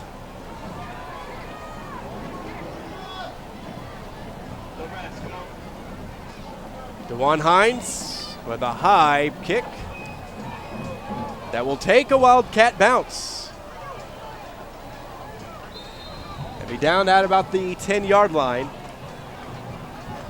So 29-yard punt for DeJuan Hines, his first effort of the afternoon. And Klein Oak's defense able to come off the field as they made the stop. Yeah, Klein Oak has got to be satisfied with that last possession there, those last few plays, because of the fact that they were able to get into the backfield, able to play some good coverage downfield to make him, not be able to throw the ball. They did a great job those last couple of plays. We still have 4:15 left in the second quarter, and Dekaney's had the ball for 14 minutes and 25 seconds. Wow.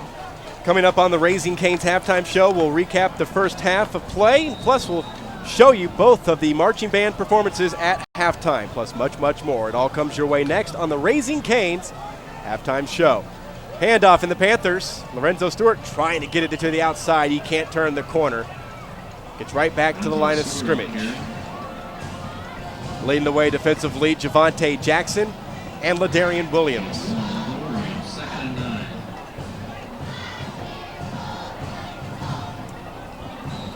They give Stewart a yard. 4 rushes for Lorenzo Stewart, just 17 yards. Play fake. And Davis on the keeper. No, this is Trotter. Michael Trotter across the 40 with his hand out on a stiff arm. He's tackled at midfield. Carlin Brantley, the senior safety, makes the stop after a 39-yard run by Trotter. Just a great job of getting up in the middle of the field, keeping his eyes up, and uses his explosiveness, but then he uses his vision to go ahead and make a good move on the safety. Jordan Davis checks back in and he hands it off to Stewart into the second level. Now in the secondary, Stewart across the 30, down the sideline, and he is forced out of bounds by Jackson.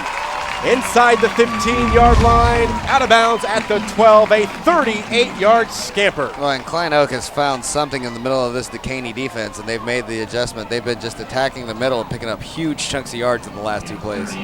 Stewart now with 55 yards on the ground inside the final 4 minutes. And now on the rollout, Davis throws and it's intercepted again. Brought back by Brantley. Ooh, Brantley hit out across the 35 at the 37 by Stewart. Unbelievable turn of events for the Klein Oak Panthers. It looked like he had someone open right in the middle of the field, but he hesitated so long. He was going through his progressions. He started from far right to left, and by the time he got over to the left, all of the defensive players were looking at his eyes.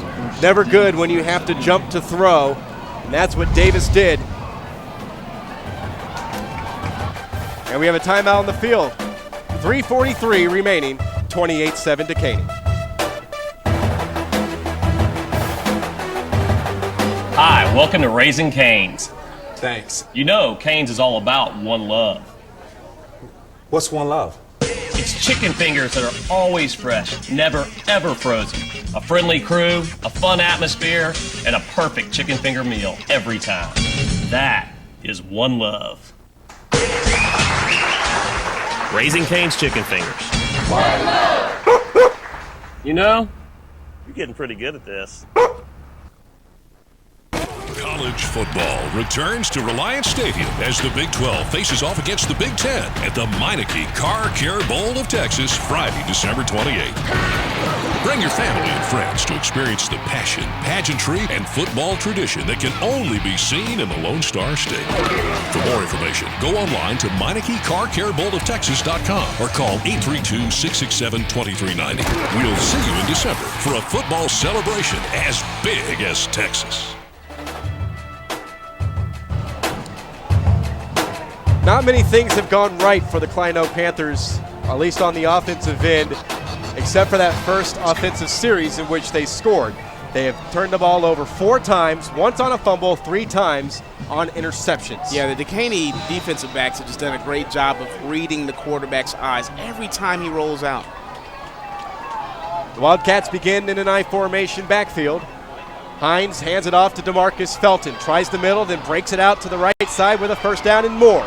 Felton down the sideline, and DeMarcus Felton says goodbye. Touchdown, a 63-yard run for DeMarcus Felton, his second touchdown of the game.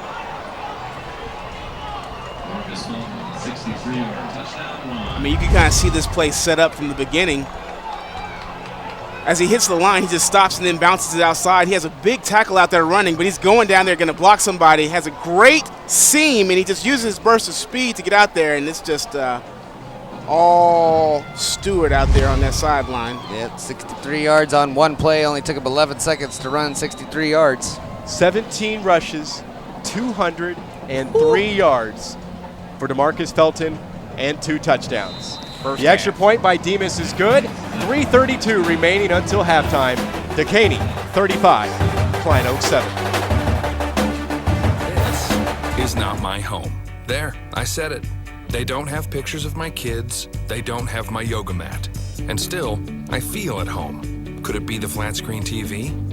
The not-so-mini fridge? The different free dinner almost every weeknight? Or maybe it's all of the above. And all the rest. Am I home? Nope, but it almost feels that way. Homewood Suites by Hilton. Be at home. We're here at Walmart with the Burtons who love movies. Let me show you something new. Come on. Walmart can now convert your favorite DVDs from disc to digital, so you can watch them on your laptop, tablet, phone, anytime, anywhere. Cool, huh? Yeah. What'd you guys think that it would cost? I thought it'd be around $10. It's only $2 per disc. That's a great price. Bring in your favorite DVDs, see for yourself. That's the Walmart Entertainment Disc to Digital service. Visit the photo center at your local Walmart to get started. That's my favorite part.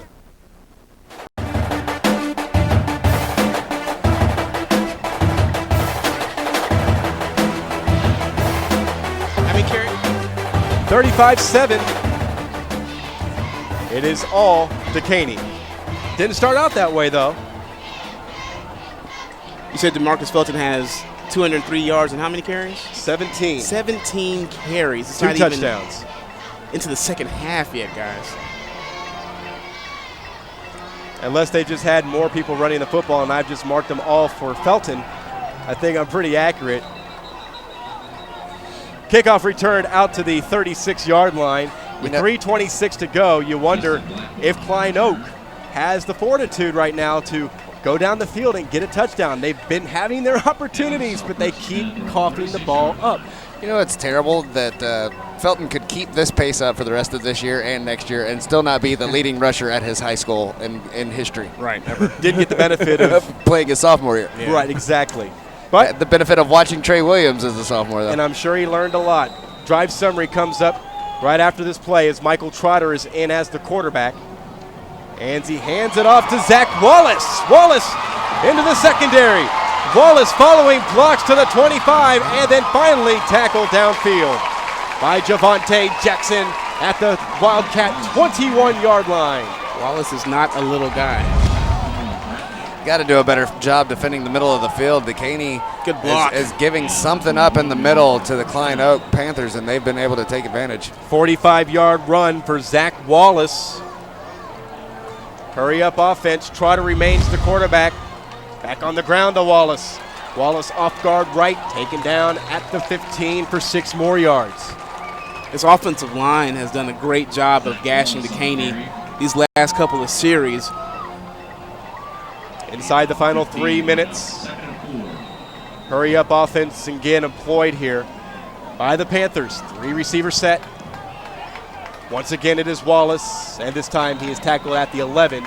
Picks up 4. Should be enough for a first down. Let's get to that drive summary. 63-yard touchdown run by Felton, his second of the game, caps off a drive of only one play, 63 yards and 11 seconds. The extra point attempt by Demas was good. That score coming with 3:32 left in the second quarter. It's 35-7, Dekaney on top of Klein Oak. First down achieved by the Panthers, but they were down here just moments ago and threw another interception. I think that's why you're seeing the new back in there, Zach Wallace. Just keep feeding the big guy and let somebody prove they can tackle him. On the give to Wallace, right side, stays zone. Had to put his hand down on the trip-up, job done by Cody Perdue. But a gain of 5 down to the 9. Make it the 6, excuse me. Wallace just does a good job of following his block and getting out there and just barely gets tripped up on the outside. Yeah, 44 doesn't get there. Cody Perdue, that's in for 6. Second down. Keeper for Trotter, and he is blown up.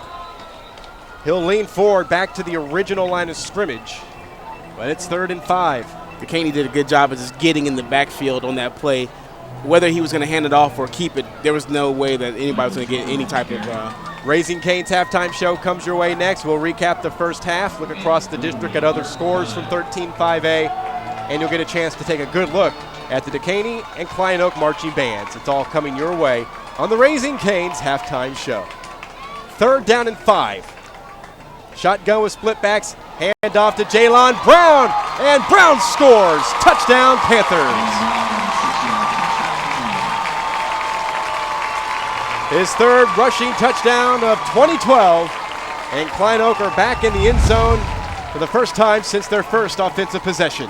He does a good job of just getting his shoulders square and driving his legs. Once he saw the end zone, he wasn't going to be denied by the safety.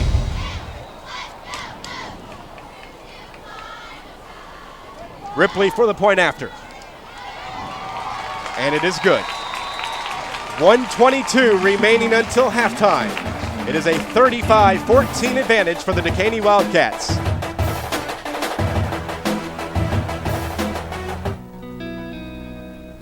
Couple years of up all night and a few thousand diapers later. Oh yeah, he loves that little girl. All her life she's been coming toward you. Now that she's driving, she's going the other way. There goes my life. Thanks to State Farm's Steer Clear program, teens learn safer driving and parents gain peace of mind.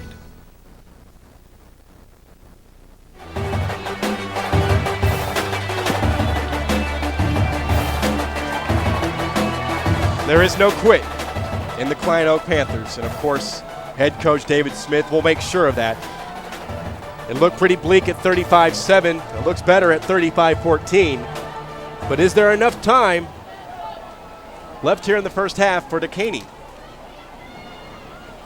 That'll be the question, as they'll get the ball one last time. At least we think so. Ripley will kick it off. 7 yards back from the 40.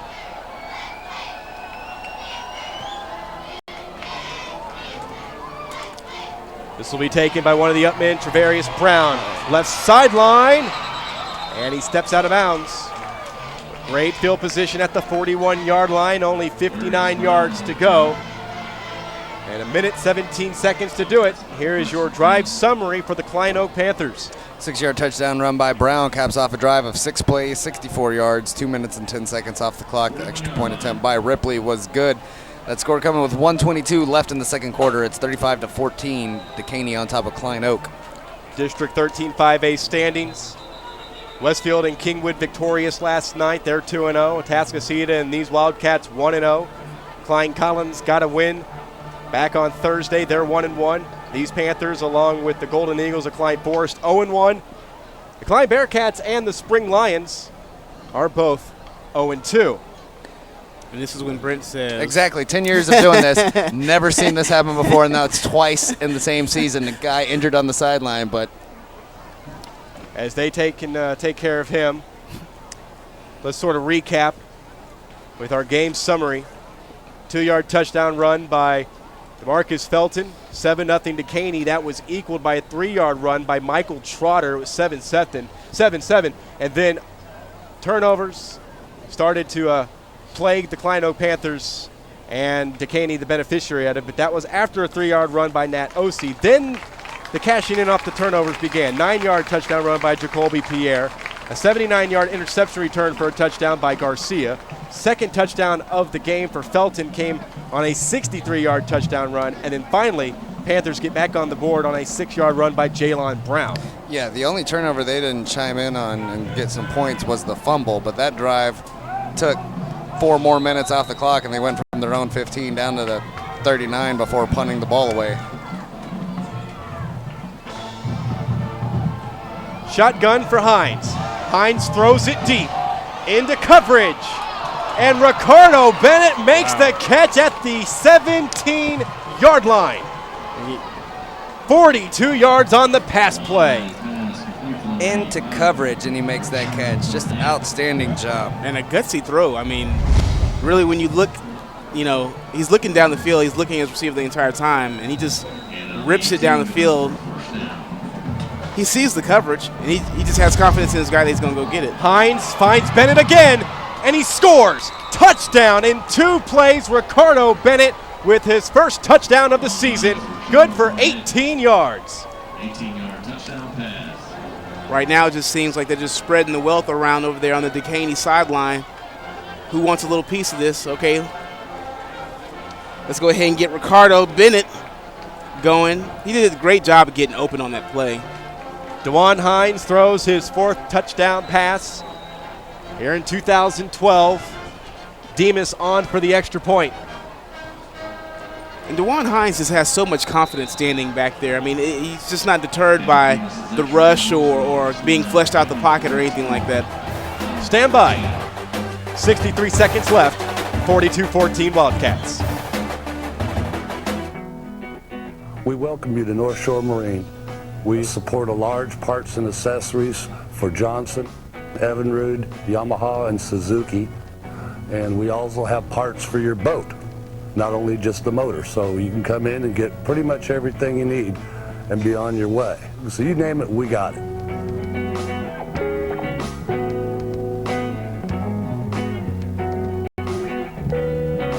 We sell Sea Arc aluminum boats, a wide variety we try to keep in stock so we can accommodate just about anybody. We service Johnson, Evinrude, Yamaha, and Suzuki. We have a master technician in our staff, and he's highly accredited. Well, of course, we're a family-oriented business. We try to keep it on that level. We're concerned for the well-being of our customers. Come visit us at North Shore Marine.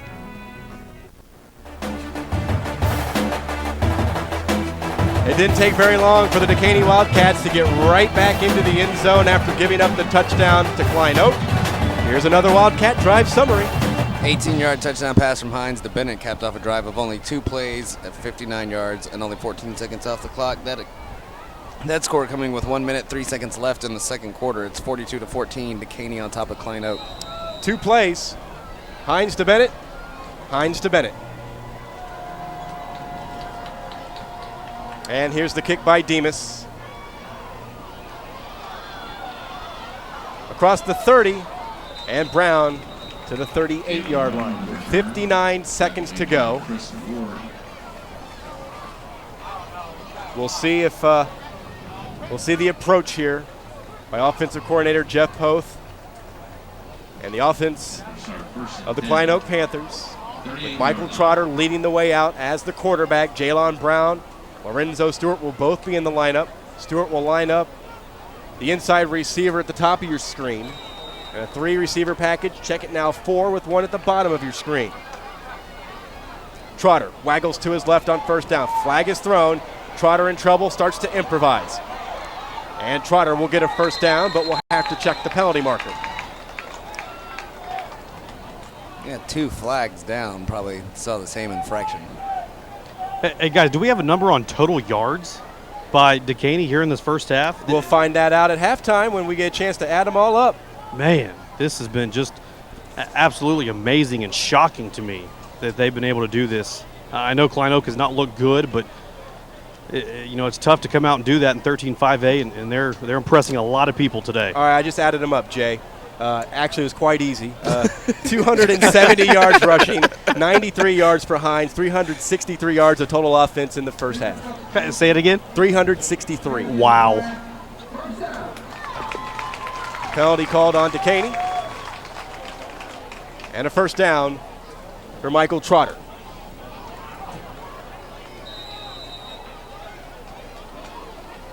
.54 yards on 4 carries. Trotter now will throw. He's been picked off. Throws it underneath. Ooh. Oh, and a big hit. Found Lorenzo Stewart. But I want to say, let's see which Wildcat was able to put him down. That was Ladarian Williams. And a timeout taken by the Wildcats with 24 seconds to go.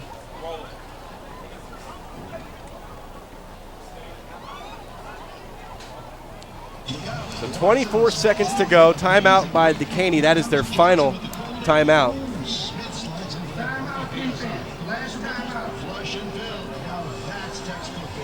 It's odd that Dekaney would take a timeout there instead of just letting time run out. Watch Here's that hit again. Ooh. Perfect form. That's textbook. Raising Cane's halftime show forthcoming. Just the halftime show? Yeah, thoughts and analysis. And, of course, you'll be treated to both of the marching bands of Dekaney and Klein Oak High Schools. It's all coming your way next on the Raising Cane's halftime show. But will we be treated? Well played, sir. We're going to have to talk to Gerald Sanchez about that. Second down and a short 4. Motion man is Estes. Trotter rolls to his right. Throws it up the sideline, and it bounces in bounds, but over Estes and the cover man, Carlon Brantley. Third down. It's going to bring up the 5th third down, and I think that has been going well for Klein Oak. When they get to third down, they have been converting. They've converted on 3 so far. Clock is stopped with 18 seconds to go here in the second quarter. 42 points put up by the Dekaney Wildcats, 21 of which off turnovers. Handoff to a new back in the ball game. Clock will stop to set the chains on the run by Jalon Brown to the 34-yard line, a gain of 9. Another third down conversion. You can have the, and then we have a bad snap from center. It's a botch snap when he was trying to spike the ball. So second down now. Yeah, you're right, guy. They were trying to spike it, but he didn't. And they did. They called it a fumble. Yeah, they had to blow a timeout there. Yeah, he just never had any control of the ball. So now the Panthers have spent their final timeout. 13 seconds to go. 35 yards needed to get into the end zone. Said this last week going into halftime of the Katy Woodlands game. 35-7 was the score at the time. We said it would look a whole lot better if it was 35-14. It ended up being 35-10 going into the locker room. The Woodlands wouldn't score again. But how much better would this look if Klein Oak were able to get a touchdown here in the final 13 seconds and trail by 21 going into intermission? I don't know about the look, but the feel would be great. I mean, it's one thing about this offense is that they can, if they get all on the same page, they can score at will, but they have just been off. Receivers have been off. Trotter flies one over the middle of the field, and it is picked off for the second time by Carlon Brantley. And Brantley just did an outstanding job reading the quarterback. He comes flying from across the field to make this interception. Great job reading the quarterback. And really, he's just looking at his eyes the entire time.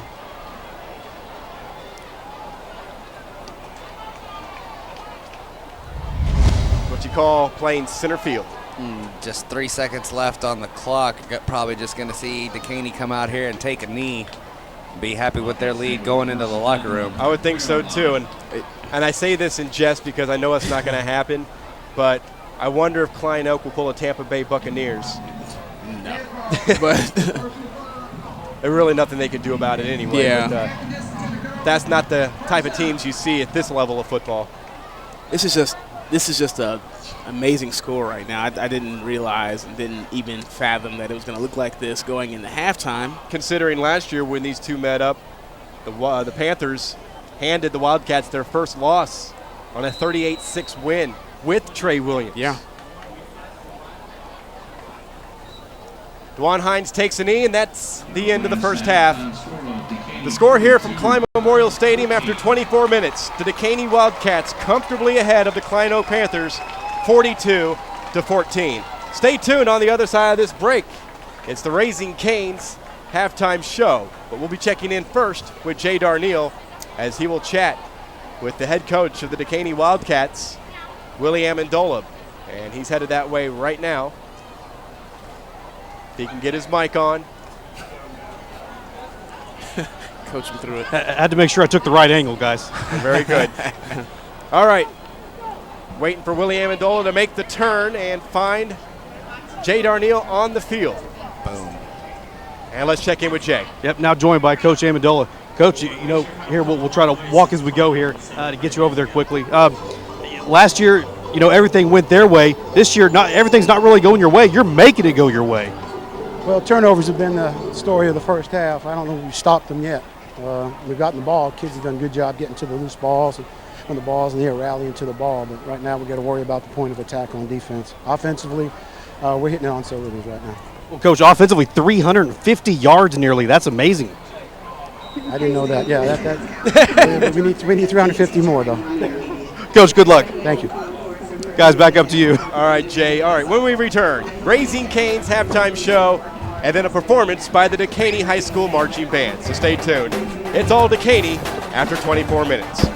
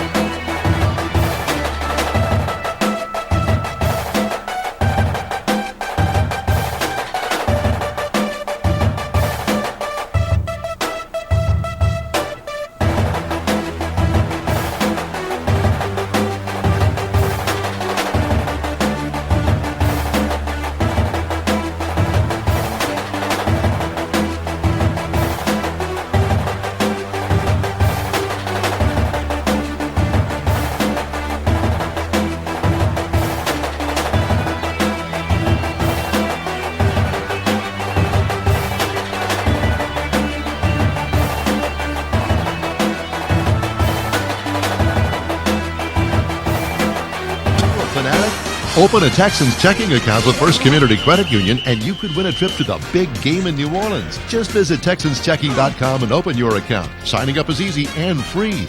You'll get a customized Texans debit card. And best of all, you could win a trip to New Orleans for the big game or other great prizes like trips to Texans road games and the 2013 draft in New York City. Be a fanatic. Visit TexansChecking.com and sign up for your chance to win. First Community Credit Union, the official credit union of the Houston Texans. This is the Raising Cane's halftime show. All Dekaney at 42-14. Now let's take you down to the field here at Klein Memorial Stadium to take in the Dekaney High School Marching Band.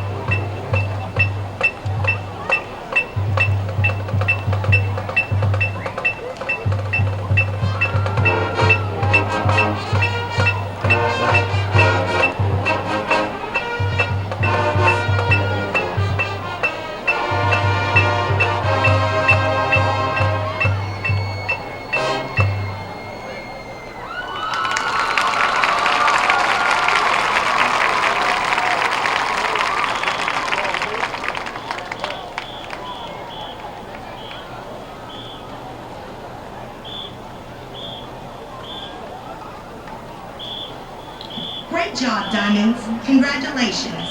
The Diamonds are under the direction of Letitia Kelly and Melissa Pruitt. Dekaney High School Principal is Delise Lloyd. The Diamonds Administrator is Denise Fields, and Fine Arts Director Rick Anelli. The Diamonds would like to thank their parents for their support and hope that you enjoy their performance. Thank you and have a great afternoon.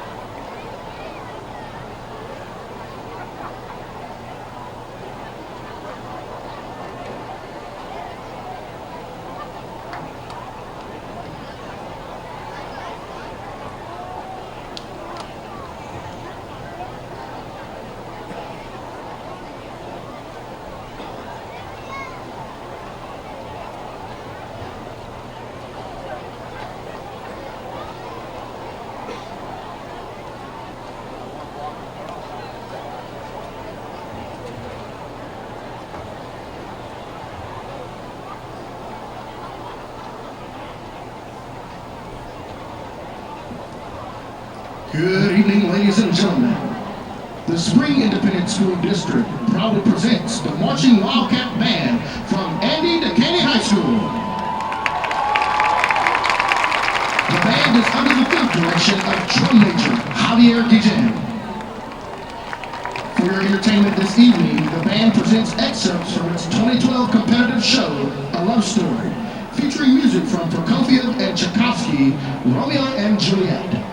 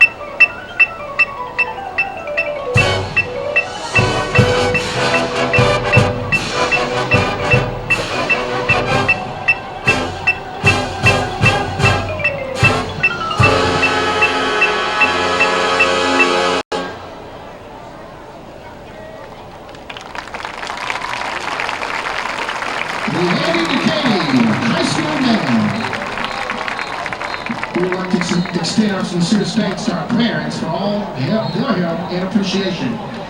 Band Booster President is Frank Vargas. Band President is Victor Ortiz. Color Guard Captain is Alexis Hooker. Other officers include Destiny Powell, Alicia Hill, Khalil Pinson, Brendan Paul, Nellie Arcey, and Jose Sandoval. The principal of Dekaney High School is Denise Lloyd. Director of Performing and Visual Arts is Rick Ganelli. Thank you for your continued and valued support of our students.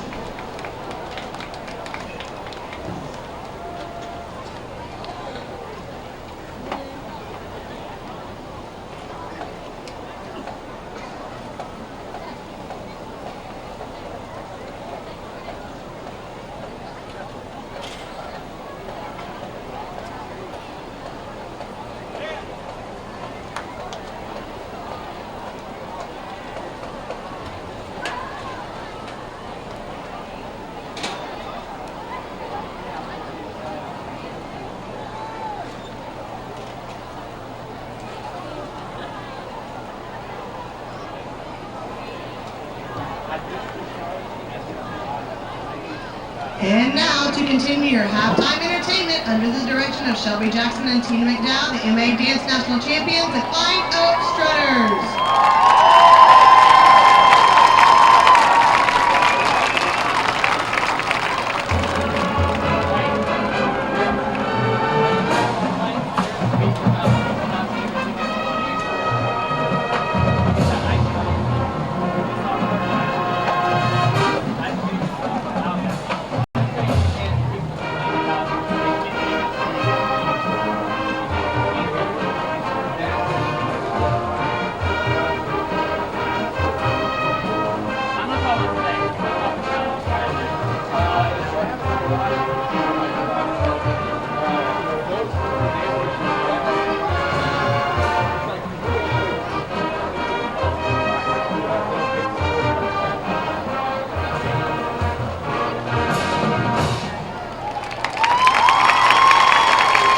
Your 2012 military officers are Lieutenant Trisha Betzel, Lieutenant Patty Peck, Lieutenant Catherine Perkins, Lieutenant Alexis Bennett, Lieutenant Hannah Jeter, Captain Hannah Jansa, Lieutenant Major Caitlin Phillips, and Major Leanne Taylor.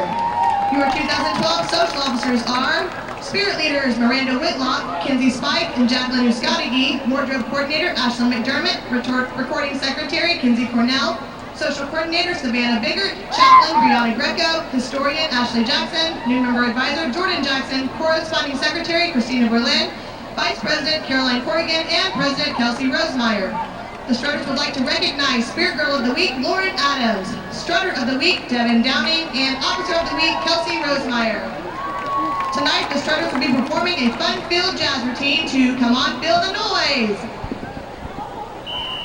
Halftime here on the Raising Cane's halftime show, and a performance for the Klein Oak Panthers marching band and drill team.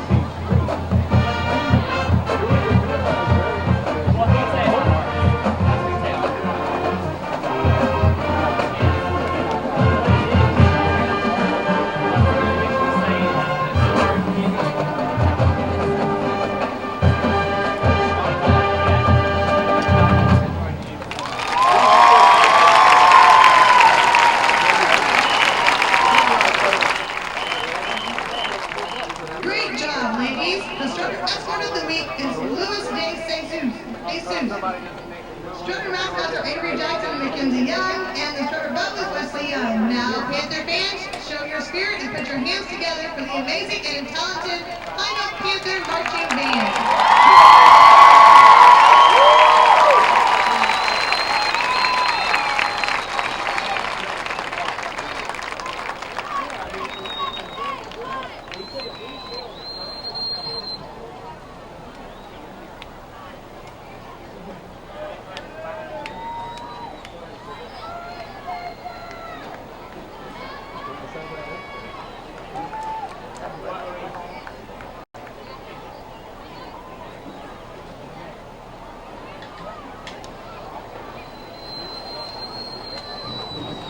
Because it's outside. They would probably have to turn up.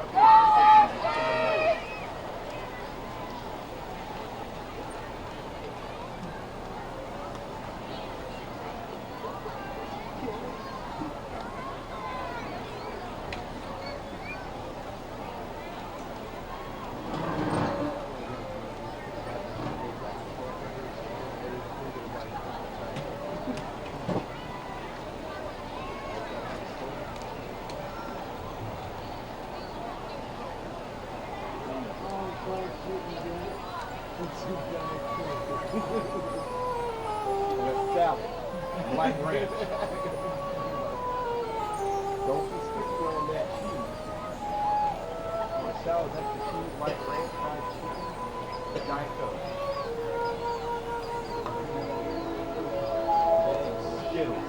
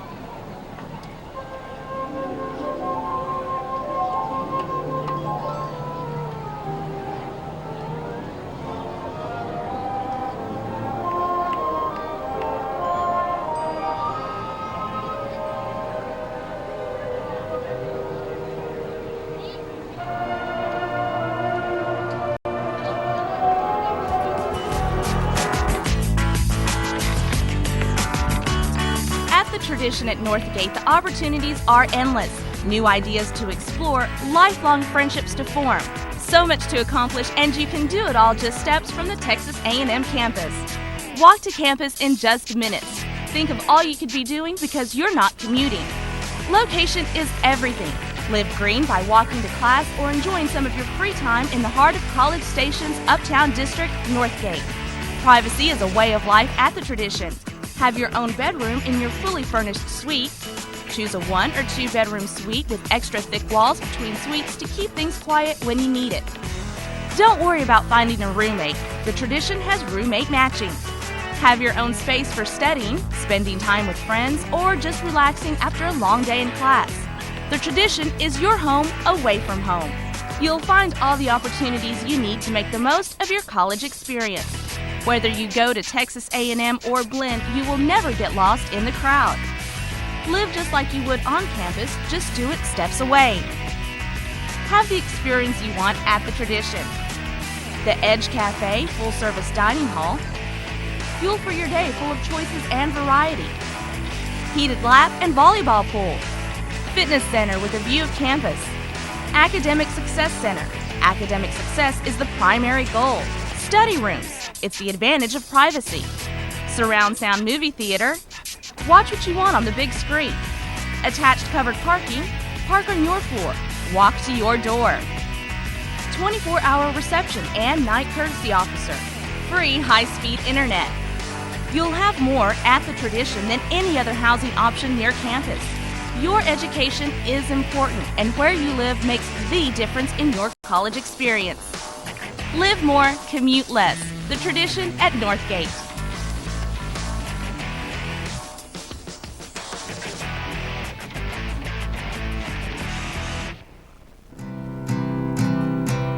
Won't you be good to yourself? And don't you feel like coming home? It'll be like coming home. Some rooms feel like a fishbowl.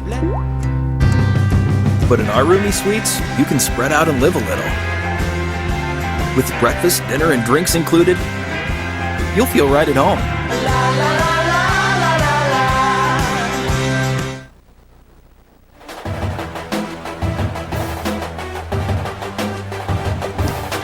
And we welcome you back to the Raising Cane's halftime show. It is 42-14 with the Dekaney Wildcats leading the Klein Oak Panthers. Michael Silvers, Brent Moody, Jarrell Branch back up here high atop the Millard Roth press box. Dekaney's gotten it done.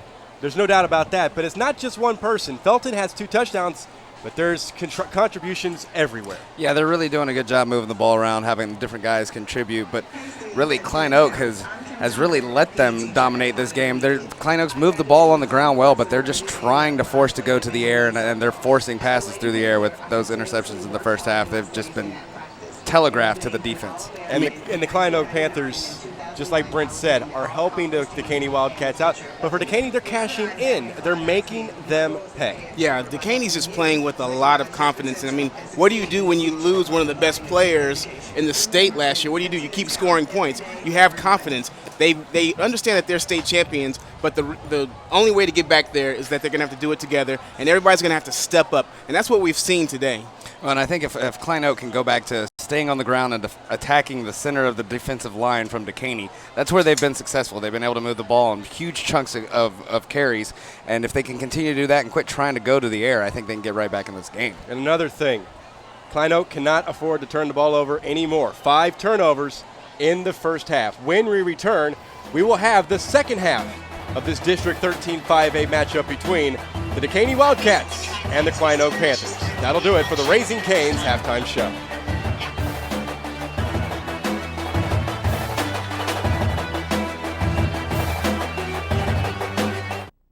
While the birthplace of Texas is on everyone's mind.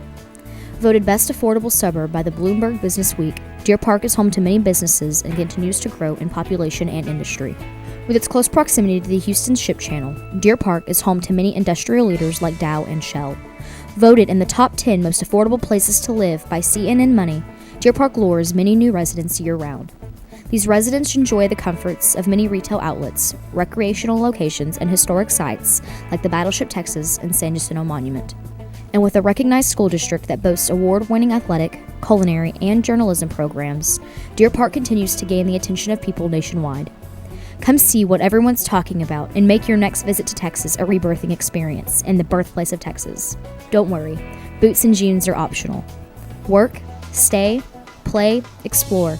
That's Deer Park, Texas. Uniquely you. Following footage was captured at a local grocery store. This man just took money from his bank that wasn't in his account. Did you catch it? Let's see that again. There. He just got 10 cents back for every $10 or more purchase on his debit card, with cashback counts checking from Community Bank. Imagine a bank that actually pays you to use your debit card. Swipe all you can from your bank. Community Bank of Texas. Bank where you live.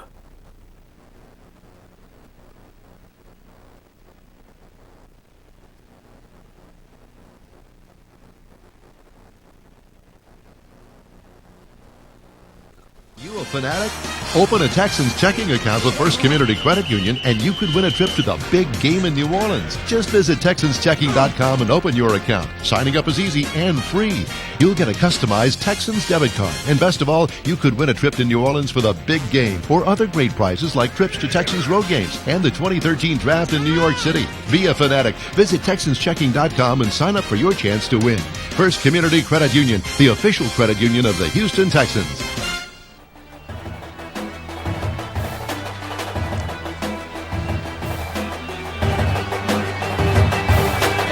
Welcome you back to Klein Memorial Stadium as we get ready to start the third quarter. Keys to the second half, gentlemen. Well, Klein Oak's got to come out here and score on this opening possession, score quickly, and then force a turnover defensively. They've got to get some momentum. They've got to get their fans back into this game.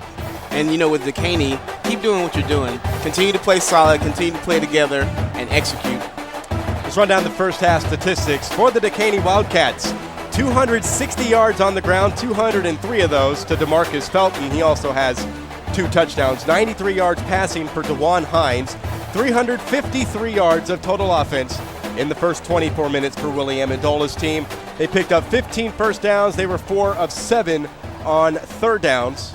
Had 1 punt of 29 yards. Time of possession was 14 minutes and 50 seconds. Flip the card over for the Klein Oak Panthers. 209 rushing yards, 88 yards passing for the combination of Jordan Davis and Michael Trotter. 297 yards of total offense in the first half for the Panthers. They were penalized 3 times, and that would be 3 times for 29 yards. They fumbled it once. They've thrown 4 interceptions, 14 first downs, 4 or 5 on third downs, 1 fourth down conversion, and a time of possession of 9 minutes and 10 seconds. And getting back to Dekaney, they were penalized 5 times for 43 yards. But the Panthers will get the ball to start the second half, and we'll get a chance to see what they cook up on offense and what adjustments were made on both sides of the ball for both teams. Kevin Demas has it teed up for Dekaney on the 40-yard line.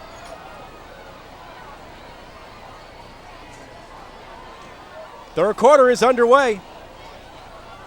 Taken by one of the up men for the Panthers, and Keone Hampton stays on his feet across the 40, and the Panthers will start on their own 42-yard line. And it's not like, Klein Oak can't score, or they don't have the ability to score, they don't have the plays to score. It's just that they've just been off today. Yeah, the offensive miscues have killed them. Michael Trotter will come out as the quarterback for the Klein Oak Panthers. Jordan Davis positioned on the sideline, at least to start the second half. Shotgun for the Panthers. And a 3-wide receiver package. They begin with Jalon Brown, and he's blown up in the backfield. Nowhere to go. Roderick Young, sophomore defensive tackle, makes the tackle for a loss of 5. And that's how you don't want to start the first half, is by going backwards. Second down, 14. Keeper for Trotter. Trotter to the second level and is hammered by Isidore Outing. Cody Perdue got him low, was able to wrap up his legs and just hold him there until Outing was able to get over there and finish off the job. That's right. Purdue, you see him go low. And we have a timeout on the field early here in the third. 42-14 Dekaney.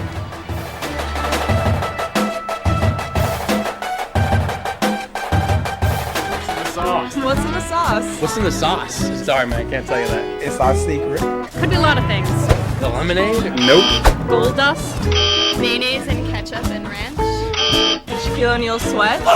That's not it. Puppies. Dynamite? Bubblegum. What? Love. Yeah, definitely. Don't worry about it. Just enjoy it.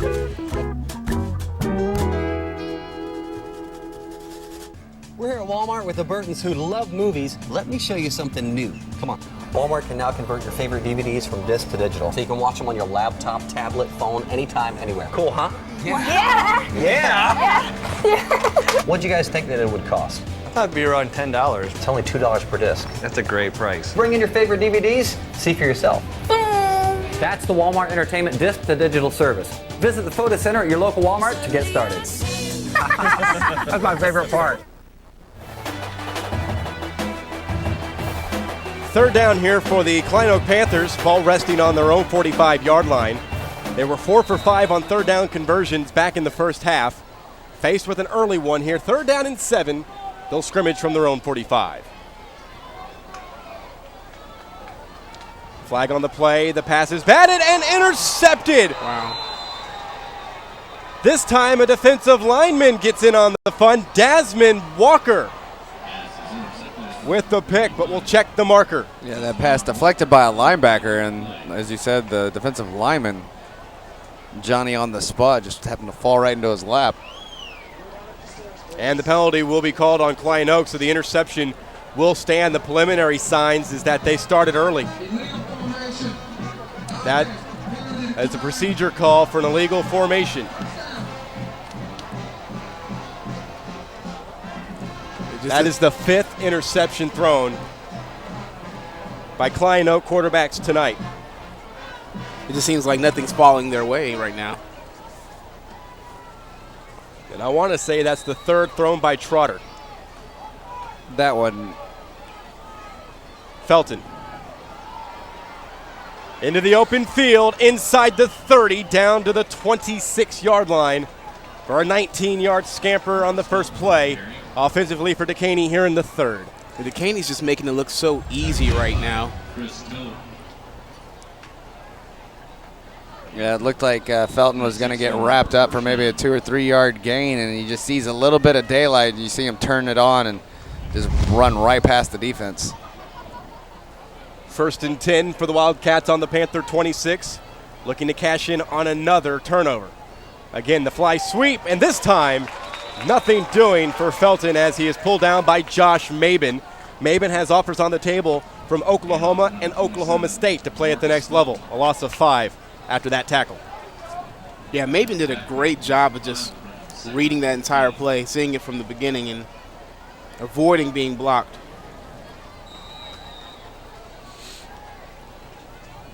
Brings up a 2nd down and long. Wildcats put 42 points up in the first half, many of them off of Panther turnovers. I formation in the backfield, 2 tight ends and a wide out bottom of your screen. Hines play fakes. Dumps it off underneath, caught by Osi at the 23-yard line. Gain of 7 on the pass play. And I thought Osi was going to just lay there for a while. It looked like he put his leg down weird, planted weird, and hyperextended his knee, but he gets right back up. Brings up the Wildcats' 8th 3rd down of the game. They were 4 for 7 on 3rd downs in the first half. 3rd down and 8. They need to get to the 15. 2 tight ends in the lineup. On the delay, Felton. Felton got a little bit caught in traffic with his own quarterback, Hines, and he will bounce his way down to the 19, picking up 4. So now it is 4th down and 4. You know, with that play being so slowly developed, it's almost shocking that they are still able to get any yards on that play. But it just goes to show you how the game's been so far. Nothing, you know, the Panthers haven't been able to do anything, it seems like. Wildcats will go for it on 4th down and 4.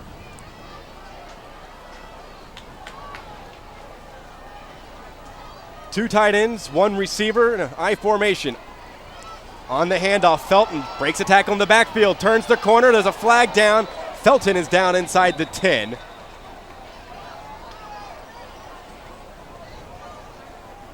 Keone Hampton. I apologize, Javon Shelley on the tackle. Ronnie Morgan is our head official tonight, and he'll let us know of the infraction. Personal foul, face mask on Dekaney. And it looked like they just grabbed a hold of Jared Morgan, grabbed his face mask and pulled him to the ground. That's why Felton had so much space out to the left side.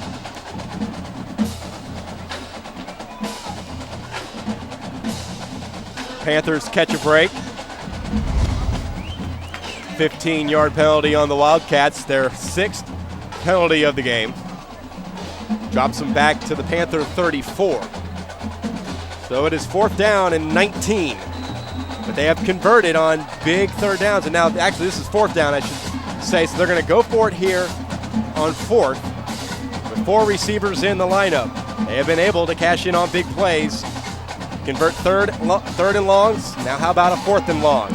Hines will just basically give himself up down to the 31-yard line. He picks up 3, but the Klein Oak defense hold and force Dekaney to turn it over on downs.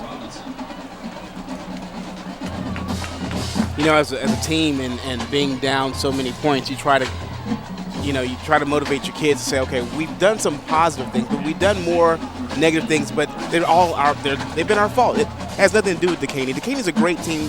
They were and they are state champions, but we know how we're capable of playing, and we have to go out there and execute.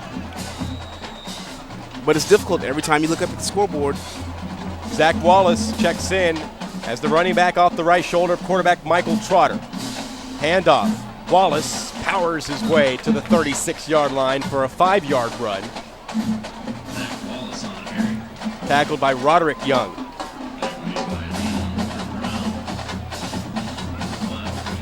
65 yards, 5 carries for Zach Wallace. Had 4 carries for 60 yards back in the first half as he came on late in the second quarter. Trotter hands it off to Wallace again, and he is tripped up in the backfield.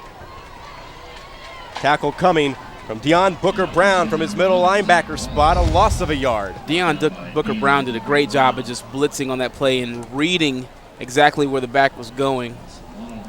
Good job of tripping him up in the backfield. Perhaps a passing down here, but we know how passing has gone for Klein Oak today. 3 receivers to the top of your screen, 4 in the lineup for the Panthers on 3rd down and 7.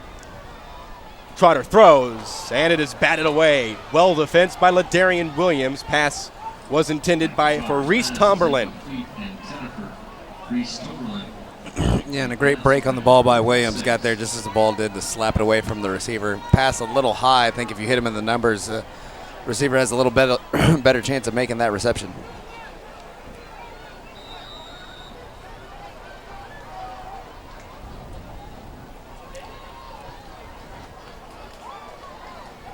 Punt from the 35-yard line.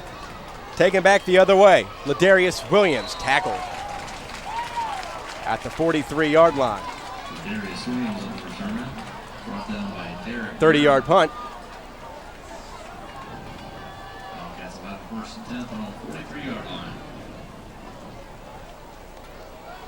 Next Saturday on Saturday Night Football, presented by Texas Emergency Care Center, we head down to Missouri City for a District 23 5A showdown between the Elkins Knights and the Clements Rangers.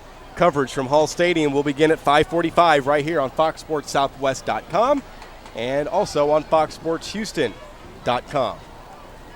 Time to see the alma mater. Good old Clements Rangers. Wildcats begin, and a keeper for DeJuan Hines. He gets back to the line of scrimmage.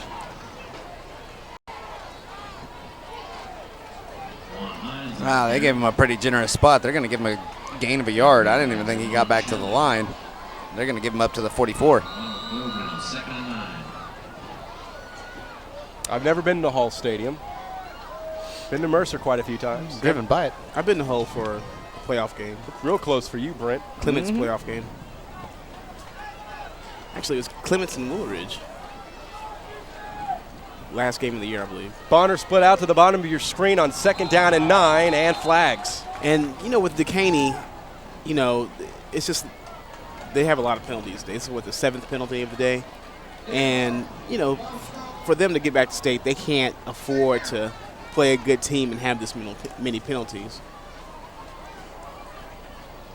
63 yards on 7 penalties. Called on Willie Amendola's team tonight. We said it earlier in the broadcast, and it was funny last year during the state championship games, the amount of false starts in back-to-back fashion, and then a bomb for a touchdown to Austin Garrett as DeLon Hines found him. And there's a big hit play, well defensed on the pass intended for Ladarius Williams. It falls incomplete. It brings up a 3rd down for the Wildcats.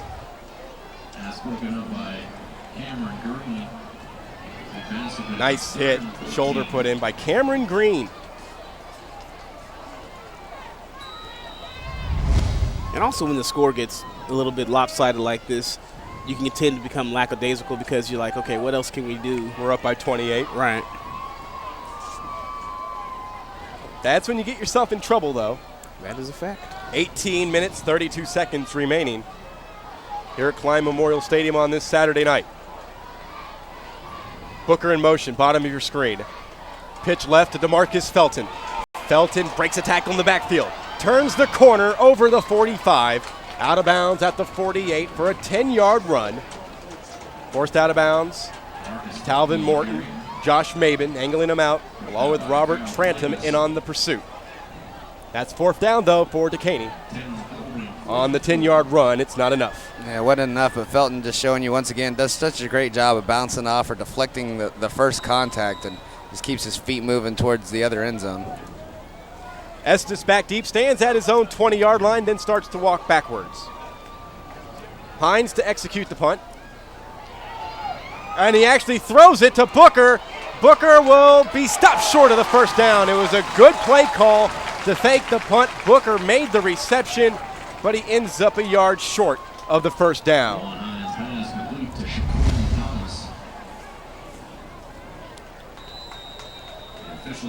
It's interesting that they keep running these fakes. Yeah, I don't know why you would fake a punt when you're up 42-14.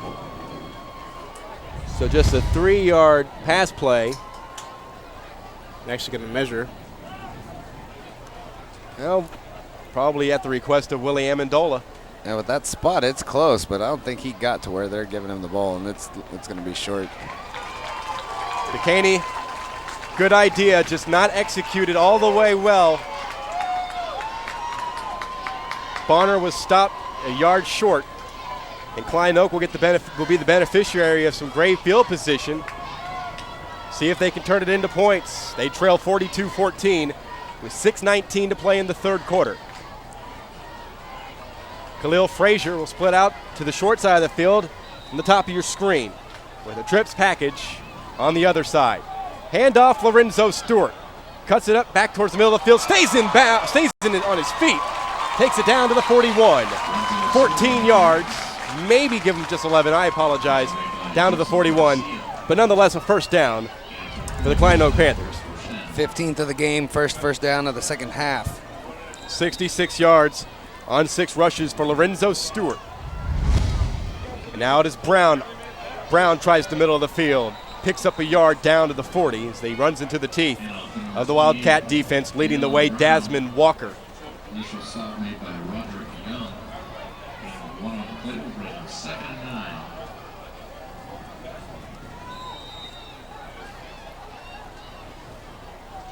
Coming down to 5:45 remaining.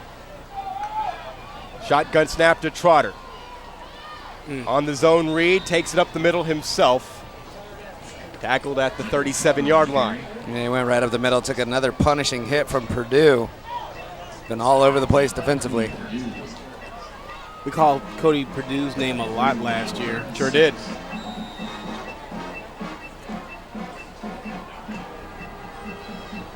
Third down and 6. The Panthers will scrimmage from the Dekaney 37-yard line. Trotter changing the play.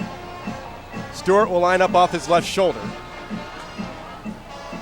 Running an option. Trotter keeps it. Then he coughs up the football. Fumble forced by Deion Booker Brown. I think Trotter was able to smother it himself. Yes, sir. It's a huge hit from Booker Brown to jar that ball loose, and then, as you said, Trotter hops back on it. Yeah, Trotter did a good job of just following, being able to keep his feet on that play. 1st and 10. Handoff to Stewart. Stewart straight ahead. Down inside the 25, takes it down to the 24. Desmond Walker comes in to make the stop. Also in on the play, Nathan Cambridge. Gain of 6 for Stewart. On the no huddle. On the ground, Stewart turns the corner, and will he have enough for a first down? The official marks him out at the 21. That's good enough for 3, but not enough for the first.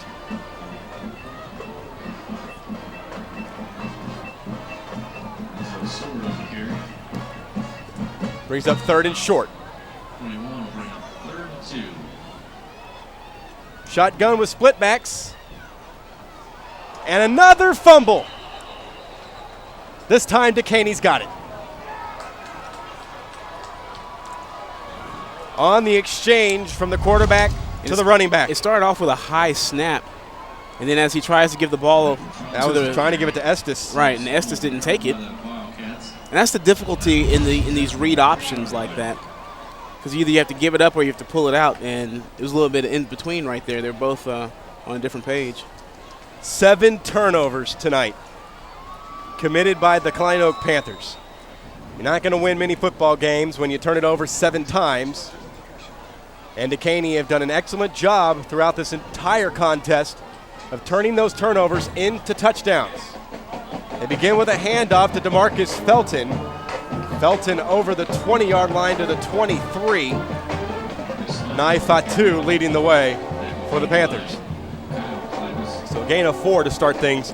DeMarcus Felton, he has 255 yards on 22 rushes and 2 touchdowns. Not a bad night.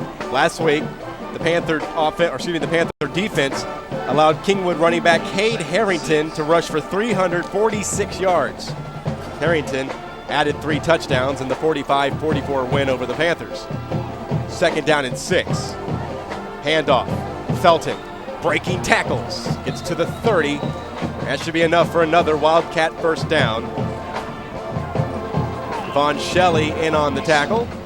You know, guys, y'all were saying Felton has 255 or some odd yards. You know, in last year's ball game, the win over Dekaney, they held Trey Williams to under 80 up until the last minute and a half. What a difference a year makes. First down for the Wildcats after the 6-yard run by Felton.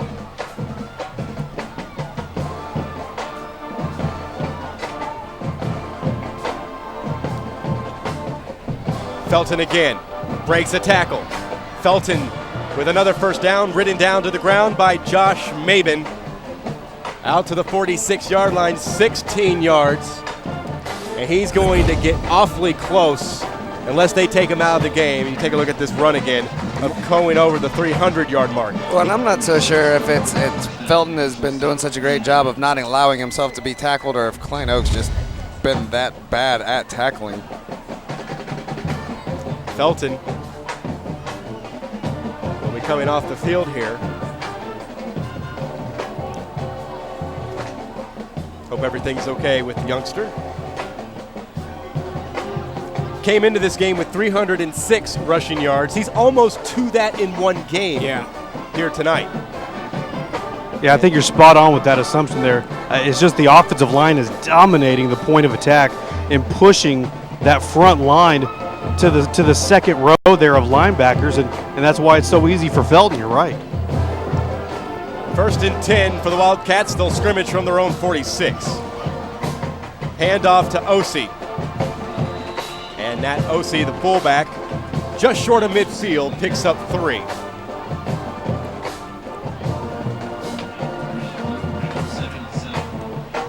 Up next for the Dekaney Wildcats, They get the Klein Forest Golden Eagles, who lost last night and are now 0-3 on this season. Kingwood defeated them. 31-10 was the final right here at Klein Memorial Stadium. For Klein Oak, they get a tough one. On the 28th, they take on Klein Collins. Klein Collins with a victory 52-7 on Thursday night over Spring. Second down and 7. On the ground, Travarius Brown. Brown into Panther territory, tackled at the 46. He gains 5 on the run. But another third down facing Dekaney. Yeah, this is the 10th upcoming. They've only converted on 4 of their previous 9. They've got to do a better job than that as this district campaign has gotten underway. Booker split out to the bottom of your screen. Keeper for Hines. Hines will get the first down as he slithers past his offensive guard on the left side, Jerome Bobb. Tackled at the 41, excuse me. A lot of movement on the right side of that offensive line. That should have been a false start. 5 yards. Yeah, and also, the Panthers, they sent all the linebackers, they sent everybody, and they still were able to get the first down. Clock moving to inside $1:50. Play here in the third quarter. It's all Dekaney at 42-14. These two equal touchdowns on their opening possessions of today's game. Brown stood up. Pickup of a yard for Travarius Brown. I think that was a new back. I think that was Pierre. Hey guys, I want to ask you a quick question here and get y'all's opinion. I saw Coach Drew Sabota and a few of the Klein Collins football coaching staff here scouting Klein Oak. Obviously, you mentioned earlier, Michael, that they're going to play next Friday night. Who do you start if you're Coach David Smith, Michael Trotter or the other quarterback? Jeez, that is such a tough question because they've almost played the same tonight, and that is they haven't played good. Yeah. So it's almost a flip of the coin in what they do in practice leading into the Klein Collins game. Whoever performs the best in practice and preparation for the Tigers would be my guess to get the start. But that's just me. Yeah. Handoff. And that's Travarius Brown. As Brent was right, Pierre got that last carry before the Brown carry here for 4 yards. Bring up the 11th third down of the game. But basically that's all you can do unless Trotter has a really outstanding fourth quarter that makes you believe that he's your guy next week. It may just come down to what these two can do during the week of prep. It's something else I want to bring up. I have not seen this rule enforced. The new rule this year is that if your helmet falls off during the play, you have to step out for a play. Guys, I've seen that happen 3 times, and these guys are not coming off the field. Oh, they're enforcing it now, and that's a good thing. We have come to the end of the third quarter. The Dekaney Wildcats lead the Klein Oak Panthers 42-14. We'll turn around and start the fourth quarter after these messages here on Fox Sports Southwest. Following footage was captured at a local grocery store. This man just took money from his bank that wasn't in his account. Did you catch it? Let's see that again. There. He just got 10 cents back for every $10 or more purchase on his debit card with cashback counts checking from Community Bank. Imagine a bank that actually pays you to use your debit card. Swipe all you can from your bank. Community Bank of Texas. Bank where you live.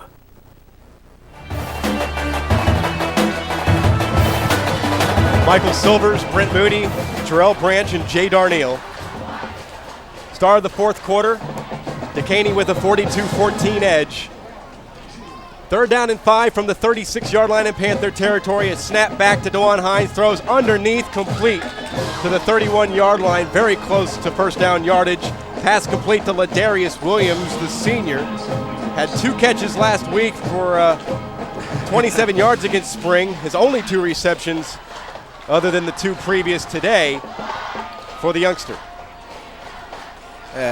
This line judge kind of gave them a pretty generous spot, and David Smith's letting them know about it. I think kind of wanted to see this possession keep going and the clock keep rolling. And David Smith came out and told him about it. That's not where you spotted it initially. Andre Searles in the lineup. Splits out to the top of your screen. Booker goes in motion. Travarius Brown, the deep man out of the eye, receives the pitch. Makes a cut. Stays on his feet after that hit. Flag comes in. And Travarius Brown is tackled at the 26-yard line. Right now it stands as a 4-yard run. There's Jacoby Pierre with an outstanding lead block to get him over to the edge, but we're going to have to see what this penalty was. This was the Dekaney team that averaged 371 yards a game last season. Came in averaging 480 through 2 games. A chop block called on the Wildcats.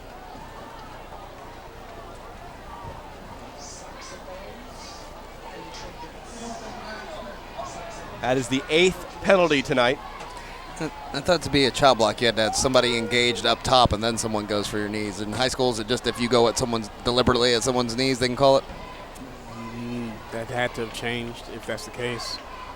I used to cut some people. Yeah, no, I thought I was good though. I thought a chop block was you have to have someone engaged up top and then someone else comes at you. Yeah, I mean that's exactly that's what it. a chop block is. So what you're saying is that if they call it a chop block, either you didn't see it, because if you did see somebody go low, no, I saw him go. I saw him go low, but it was just him on one person. He wasn't engaged. The defensive player wasn't engaged. And they've been doing that all game though, so I don't know what. I think the new rule is if you're coming from the outside, you cannot go towards the inside and make a block below the waist. Gotcha. Okay. That's what they're calling it. So many rule changes. It's great when these officials, they go to school, they learn about all the changes, and are able to spot them. First down and long after the 15-yard penalty, and a pass deep, complete to Searles. He's down at the 1. That's a touchdown. That's a touchdown. The defender rolled him over his body and put him in the end zone. He never went down. I was just about to say touchdown up until the back judge said he was down at the 1. Back judge is Andy Stout tonight. Let's see this replay, and I think Jarrell's going to agree with me that he just rolls him over into the end zone, and he never touched. Let's imagine the play. And as he was going down the field, he waved his hand. It was funny because he waved his hand like he was like, I'm open, but the ball was already there. And as he caught it, he was able to fall on the defender and roll into the end zone. 44-yard play. That's a great And replay. DeJuan Hines takes it over center. Officials come in, but they don't rule that he got across the plane of the goal line. As long as the clock just. Well, here what you're going to do is when this game gets archived on our YouTube channel at youtube.com/Legacy Sports Network, just hover around the 11-minute mark remaining in the 4th and see for yourself. Well, on a play like that, you don't know if the guys are going to get up to the line of scrimmage and huddle, and then we end up missing the actual touchdown play. So, actually, wait, you know what? That was nice. I got to cover my people.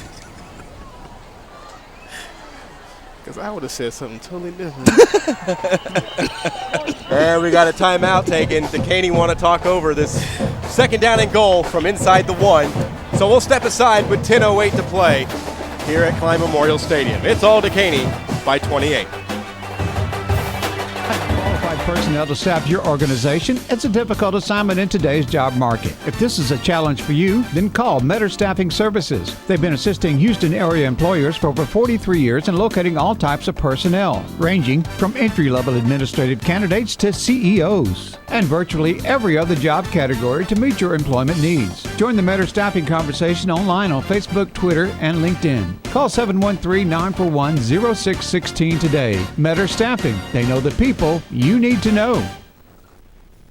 College football returns to Reliance Stadium as the Big 12 faces off against the Big 10 at the Meineke Car Care Bowl of Texas, Friday, December 28th. Bring your family and friends to experience the passion, pageantry, and football tradition that can only be seen in the Lone Star State. For more information, go online to MeinekeCarCareBowlOfTexas.com or call 832-667-2390.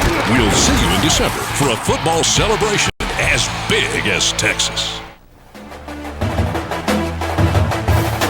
42-14, Dekaney clearly ahead of Klein Oak. Ironically, this game started out with both teams scoring on their first offensive possessions, but the turnover bug has certainly stricken the Klein Oak Panthers today. 7 turnovers, 5 interceptions, 2 fumbles. 2nd down and goal, DeJuan Hines over left guard, in for the Dekaney touchdown. Hey, Michael, I'm not sure if y'all have noticed this or not, but Number 28, the running back, Jalen Brown, is in there playing a little outside linebacker now. He was listed as an inside linebacker in the two deep that Coach Andres Gomez got to you this week.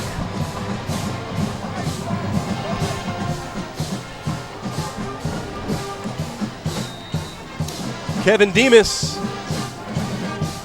blasts the extra point through. 10:08 remaining in the fourth quarter. Dekaney have increased to a 35-point advantage over Klein Oak. This is Saturday Night Football presented by Texas Emergency Care Center. Just can't wait. Come to Texas Emergency Care Center. We're a licensed, freestanding emergency room, open 24 hours a day, every day. Whether it's a broken bone or chest pain, the doctors and staff at Texas Emergency Care Center specialize in emergency medicine. We're ready and waiting, so you don't have to. At Texas Emergency Care Center, you'll be seen in minutes. We're open 24/7 in Pearland, Cypress, and Atascocita. Find us online at txercare.com.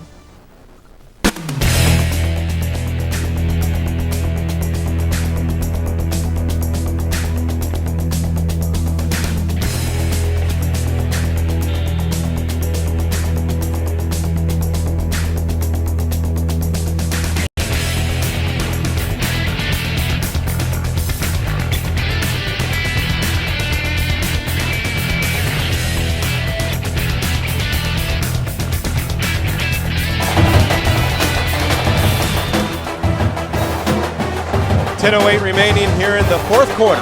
49-14 Dekaney. Here's your latest drive summary for the Wildcats. 1-yard touchdown run by Hines caps off a drive of 13 plays, 80 yards, 6 minutes and 30 seconds off the clock. Extra point attempt by Demas was good. That score coming with 10:08 left in the fourth quarter. It's 49-14 Dekaney on top of Klein Oak. Here's Brown on the return.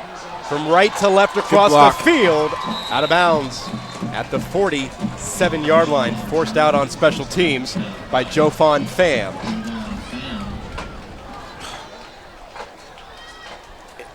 The special teams coverage for Dekaney, I'm sure, will be picked on by Willie Amendola. Oh, for sure. When they get a chance to see the kids again. I mean, there's definitely some things that he can pick on and look at. And I mean, really, the team right now, they've gotten a little lackadaisical because of the score so lopsided. Panthers take over. Jordan Davis back in the game, and he hands it off. Lorenzo Stewart into Wildcat territory. Gain of 4 into Wildcat territory to the 49. Coaches always want their players to be perfect. And, you know, they've been less than perfect, but they put points on the board. They've had some great turnovers on defense. Sun setting to the west as Jordan Davis straight ahead down to the 46 for 3. And you can tell by seeing the shadows on the field here at Klein Memorial Stadium. Sophomore linebacker made the tackle. That's Manos. 6 foot, 185 pounds at 15 years old. That's fair. 3rd down and 3 from the Wildcat 46. Hand off to Brown, and he's tackled in the backfield. Dion Booker Brown leads the way defensively for the Wildcats, senior linebacker. Loss of 2. We'll get the loss of 2, but forget about that 35-yard pass. Next Saturday, Saturday Night Football presented by Texas Emergency Care Center. Hall Stadium in the setting for the Clemens Rangers and the Elkins Knights. Our coverage begins at 5:45 next Saturday. Ooh, good luck. Jordan Davis on the run, throws, and it is knocked away by Javonte Jackson. Wildcats hold, turnover on downs for Klein Oak. And it's just been one of those nights for Klein Oak. I mean, that pass was almost picked off.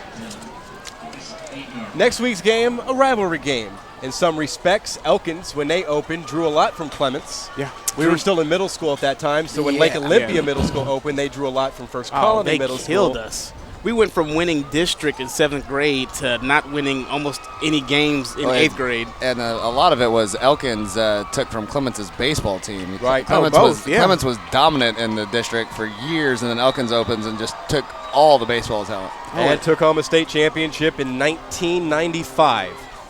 Dekaney take over. 1st and 10 from their own 48 flags. 95, when was that? Almost 20 years ago. We were still in high school. Yeah, my mom went from Kempner High School to Elkins when Elkins opened.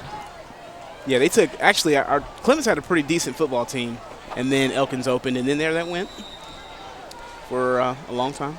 Clements got all the way to the Region 3 championship game, the furthest they've ever been in football. That was in 2007, and then they were, well, unkindly dispatched out of the Region 3 championship game by the eventual state champion Katy Tigers. Handoff Travarius Brown. Brown into the open field, down the left sideline, makes a cut, and Cameron Green assures that Travarius Brown doesn't score. 37-yard run, though, for Travarius Brown. He just did a good job of hitting that hole. And then the thing is, all of these backs have been getting hit, and they continue to get the extra yardage and fight for more yardage, and they're doing a great job of not letting the first hit deter them from getting tackled. Clements, we mentioned their elimination in 2007 at the hands of the Katy Tigers. I believe 3 times in Clements' school history they've been eliminated out of the playoffs by Katy. Once in 92, the other in 96. Was it 96 well, it was or 95 season? Yeah, 95 season. 2 yards more for Brown. Gives him 44 on 3. Was that the year they had Carr's brother at quarterback? Yeah, 07, Derek Carr in 2007, 07, yeah. yes, indeed. In 92, it was Ike Smith. Ike Smith, yeah. In 95, was it Michael Jacobs? Was it Michael Jacobs? Uh-huh. And Ike Smith was filling in for Blake Carter. Sure was. Handoff, Travarius Brown. Right side, inside the 15, down to the 14 for a gain of 6. Still be short of a first down. You can tell we all grew up in the Clements area. And it's Nobody knows that much Clements history. And it's going to be good to go back. My money would be on the academic I was decathlon going team. to say, we are number 1 in the district and the surrounding area, so in academics. So boom, boom, boom, and boom. 12th third down attempt coming up for Dekaney. Ladarius Fairman takes it as Andre Searles. Ladarius Fairman checks in as a slot receiver, but it is Andre Searles who gets the first down as the quarterback to the 9 for a 5-yard run. Converting on the third down and picking up the Wildcats' 23rd first down. Here at Klein Memorial Stadium, Wildcats will improve to 2-0 in District 13-5A, while Klein Oak will drop to 0-2. But you get the sense that they're better than a 1-3, 0-2 team. They just haven't performed like that here today. Breaking tackles Brown on 1st and goal, takes it down just outside of the 5. A gain of 4. It doesn't look like DeMarcus Felton will see any more action tonight, and that's the case. 24 rushes for the youngster, 277 yards, and 2 touchdowns. Pretty decent night. Can't be mad at that. Carried the ball 7 times and before exiting. The other way you don't give him player of the game is if you give it to Brantley. Doesn't he have, 3 interceptions and 1? 2.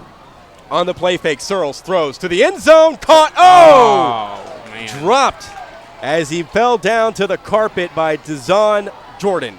Yeah, you're not going to get more wide open than that. And Searles did a great job, hit his guy right in the numbers. He's got to dive for it a little bit, but you got to come up with that one. 3rd and goal.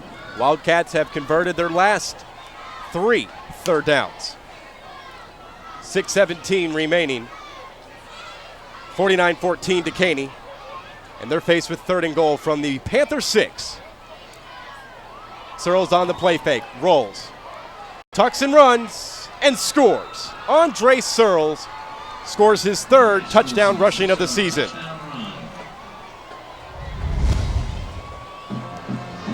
Andre Searles just rolls out, kind of holds the defense up a little bit. Saw a hole, took advantage.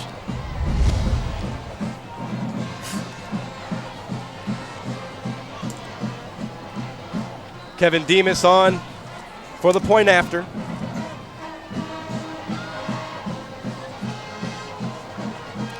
And the kick is good. 56-14 Dekaney on top of Klein Oak. 6:13 remaining.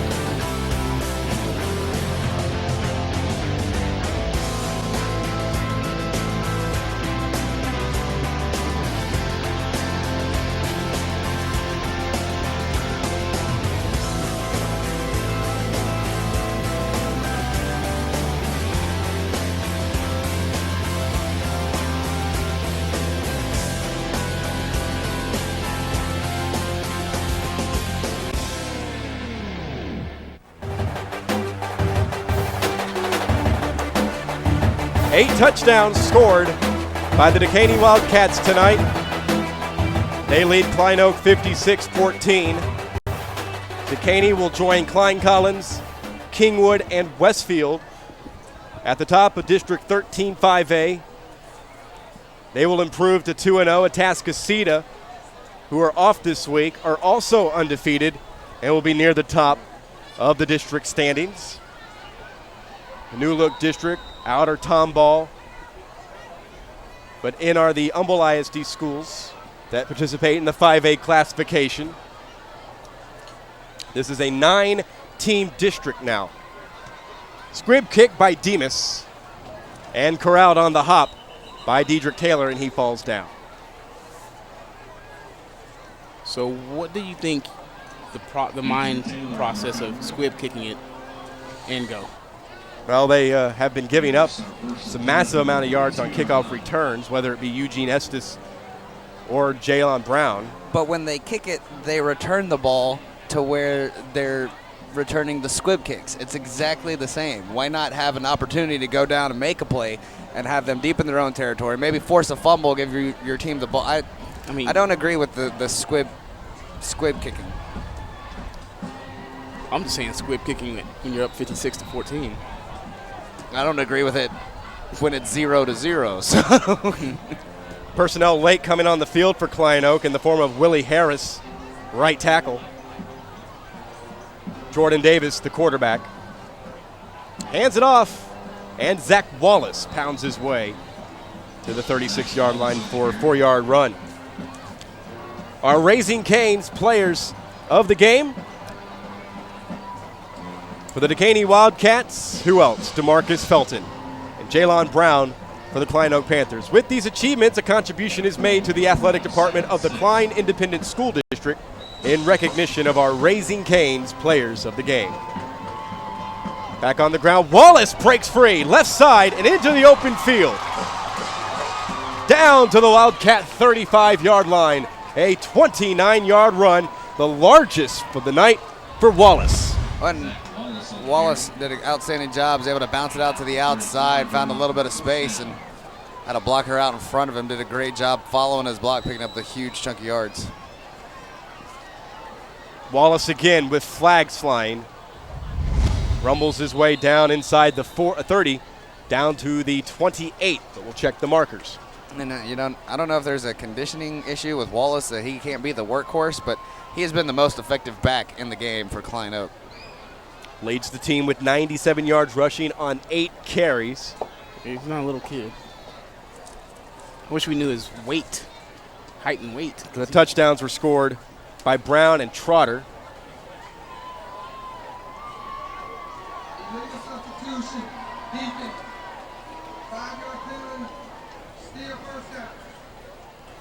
Legal substitution called on Dekaney. That is their 10th penalty. And right after this play, we'll give you that drive summary. Hand off to Eugene Estes, and this athlete's got to reverse his field. Down to the 29-yard line, gain of a yard. Here's your latest drive summary.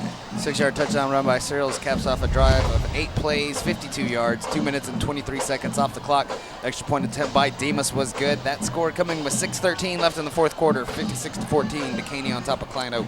Good to see Kevin Demas perfect on his extra points. Special teams. The kicking game had its issues last season for Willie Amendola and the Dekaney Wildcats. 2nd down and 4. Davis looks to throw. Slight pump fake. Now will tuck and run. Davis, ball tucked on his outside arm inside the 10 and stumbles down to the 5-yard line on a 24-yard run. Tripped up by Dion Booker Brown. That's his best run of the night. He did a good job of just trying to make something happen in the pocket, but then once he had to abandon the pocket, did a great job of just getting upfield. Quick snap on the ground. Zach Wallace leans down to the 1. Wallace for 4 more. He's over the 100-yard mark with 9 carries and 101 yards. 2nd down and goal with the hurry-up offense in play here for the Panthers. Davis on a keeper. Jordan Davis won't get there. He'll maybe lose a yard. Back to the 2. That play was a little slow developing, and Davis couldn't find the holes. It really looked like he lost back to the 3. That's a pretty generous spot. 10th third down upcoming. They've converted on 5. Snap to Davis. Handoff. Zach Wallace trying to pull Wildcats with him into the end zone, but he gets the yard back that was lost on the run by Davis. So 4th and goal for David Smith and his Klein Oak Panthers. Just line them up real quick again and give it to Wallace. Hasn't been brought down for negative yards so far. There's a timeout on the field. Timeout taken, 3:35 remaining at Klein Memorial Stadium. Dekaney leading 56-14. What's in the sauce? What's in the sauce? Sorry, man, I can't tell you that. It's our secret. Could be a lot of things. The lemonade? Nope. Gold dust. Mayonnaise and ketchup and ranch. Shaquille O'Neal sweat. That's not it. Puppies. Dynamite. Bubblegum. What? Love. Yeah, definitely. Don't worry about it. Just enjoy it.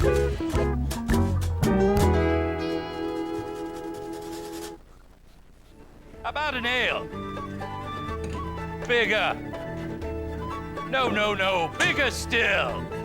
Ah. It's good to be king. This fall, experience king-size dining, shopping, merriment, and more at the Texas Renaissance Festival. Discount tickets are on sale now at Randall's, Walgreens, Wood Forest National Bank, and online at TexRenFest.com. The Texas Renaissance Festival. Choose your own adventure. 4th down and goal for Klein Oak as we come back to play. Davis under pressure, and he throws it. Tried to get rid of it, but he was in the grasp of Gerard Carter, the junior defensive end.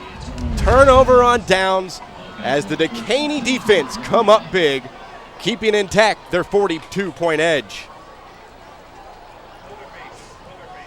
And they're going to say that there was no sack. It was indeed an incomplete pass. So the Wildcats will begin on their own 1-yard line. And now just an effort to run the clock out this remaining 3:29 and take with them into next week's game against Klein Forest a 3-0 record and a 2-0 mark in District 13-5A. After Dekaney plays Klein Forest, they'll get Kingwood. That'll be an awfully good game. Kingwood perhaps have surprised a few people with their 2-0 District 13-5A mark. Straight ahead run. Get a little breathing room for the Wildcats. DeJuan Hines back in as the quarterback.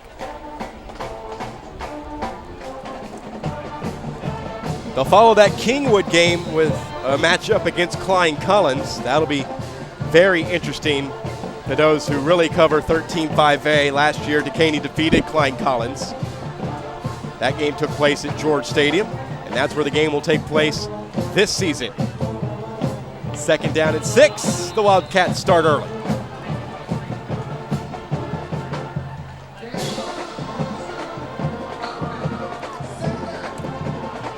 Klein Oak will get Klein Collins next. Then on the 5th of October, they'll be home for Klein, then on the road to Turner Stadium on the 13th against undefeated Atascocita.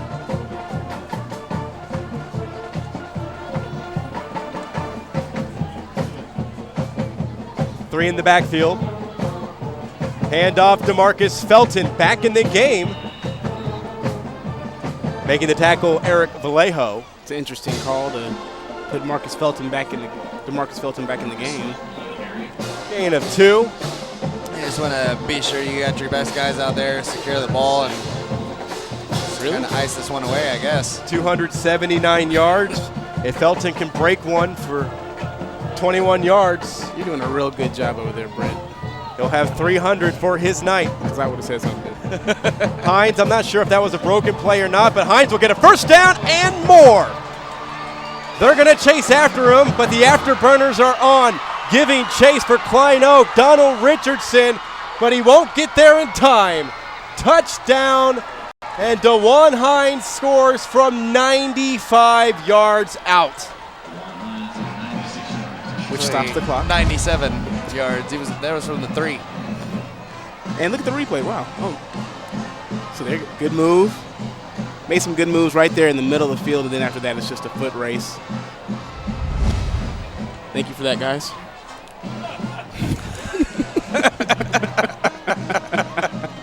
Well, Hines with 129 yards. I looked at the scoreboard foolishly. It said ball was spotted on the 5-yard line. Brent just had to correct me. I mean, you want to get Hines' stats correct. I certainly do. 63-14 Wildcats. Staffing Services has one of the largest temporary help divisions in the Houston area. Each week, the company pays over 2,000 temporaries, working on many and varied assignments. Metter Staffing can help your company when you have needs for your employees. Call us at 713-941-0616 to speak with one of our experienced staffing consultants who can assist you with your staffing challenges. That number is 713-941-0616. They now offer video resumes as a job-seeking tool. Ask about it today. Metter Staffing. They know the people you need to know. These fresh, never frozen chicken fingers at Raising Cane's are so delicious. They speak for themselves. So, while you watch, I'll tell you all about our secret dipping sauce. First off, it's a sauce. And you use it for dipping. Yeah, that's all I can tell you. Because it's, secret. Raising Cane's. One love.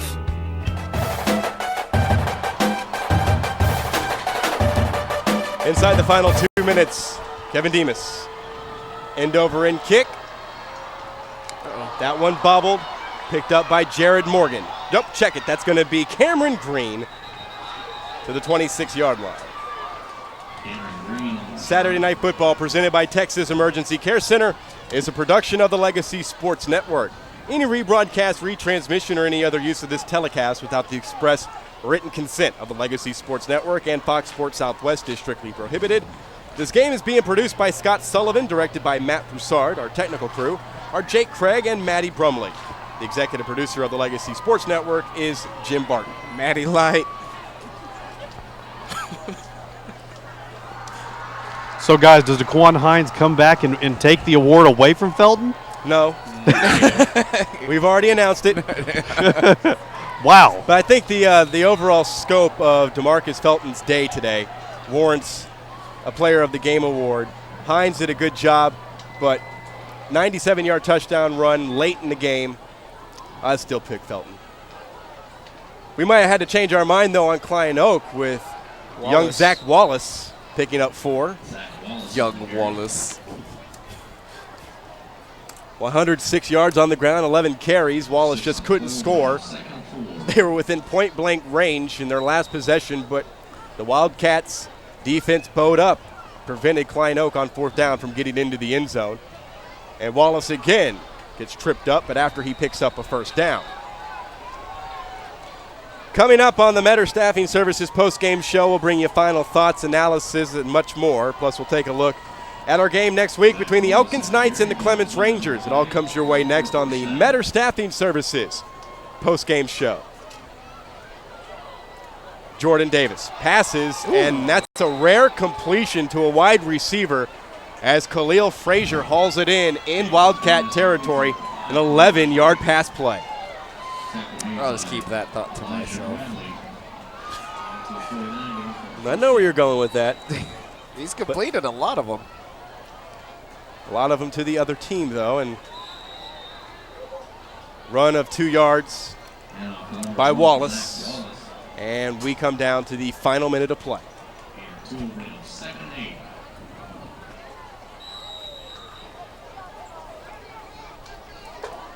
Shotgun snap back to Jordan Davis, waggles to his right, flag is down, and Davis slips and falls. Might have deliberately slid at the first down marker, but we'll check the flag.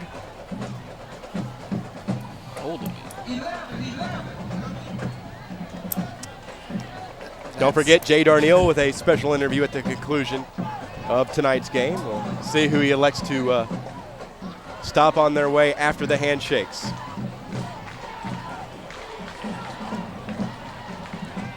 I have my guess.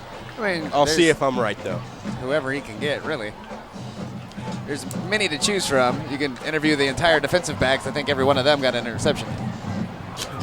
Wow. 7 turnovers committed by Klein Oak tonight. 5 interceptions.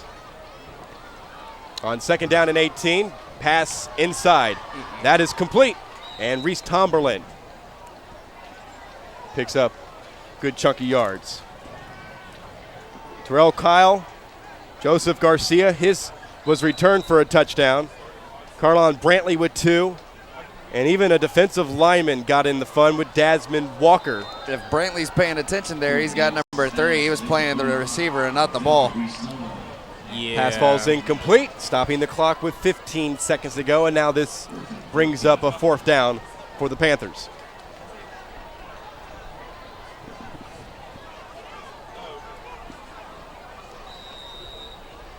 Back to the drawing board for David Smith. His coaching staff and the players of Klein Oak High School taking one on the chin tonight, 63-14. Davis, one last gasp. Oh, and Go. And it is caught down to the 1-yard line. Wow, Reese Tomberlin played the deflection. See, Reese did 52 yards on the pass play. Tomberlin didn't think he could get into the end zone. If he would have kept going, he would have been able to get in that end zone. He just stopped and timeout.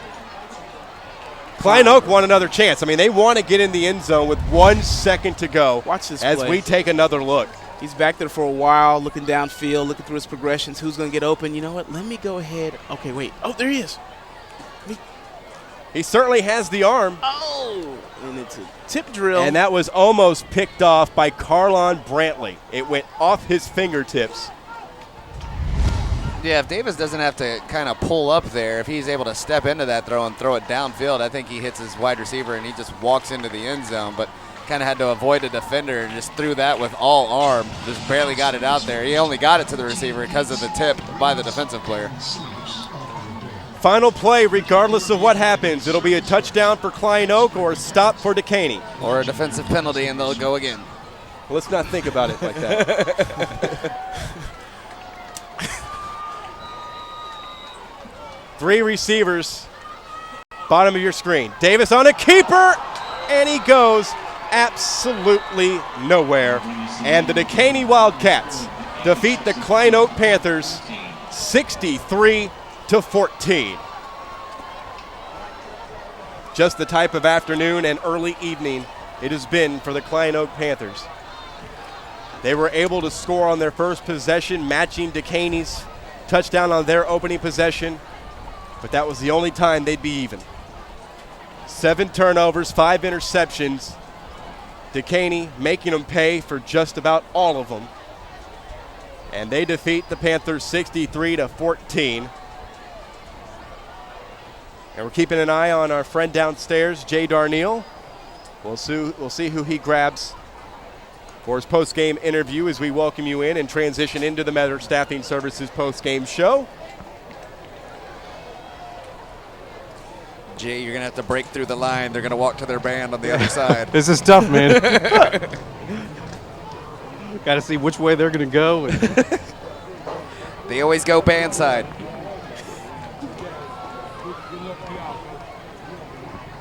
All right, he's going to get DeJuan Hines. Okay, now joined by and Felton and Hines. We'll try to get him real quick. Guys, we can look right up there at the – okay, first, DeQuan had a terrific game in.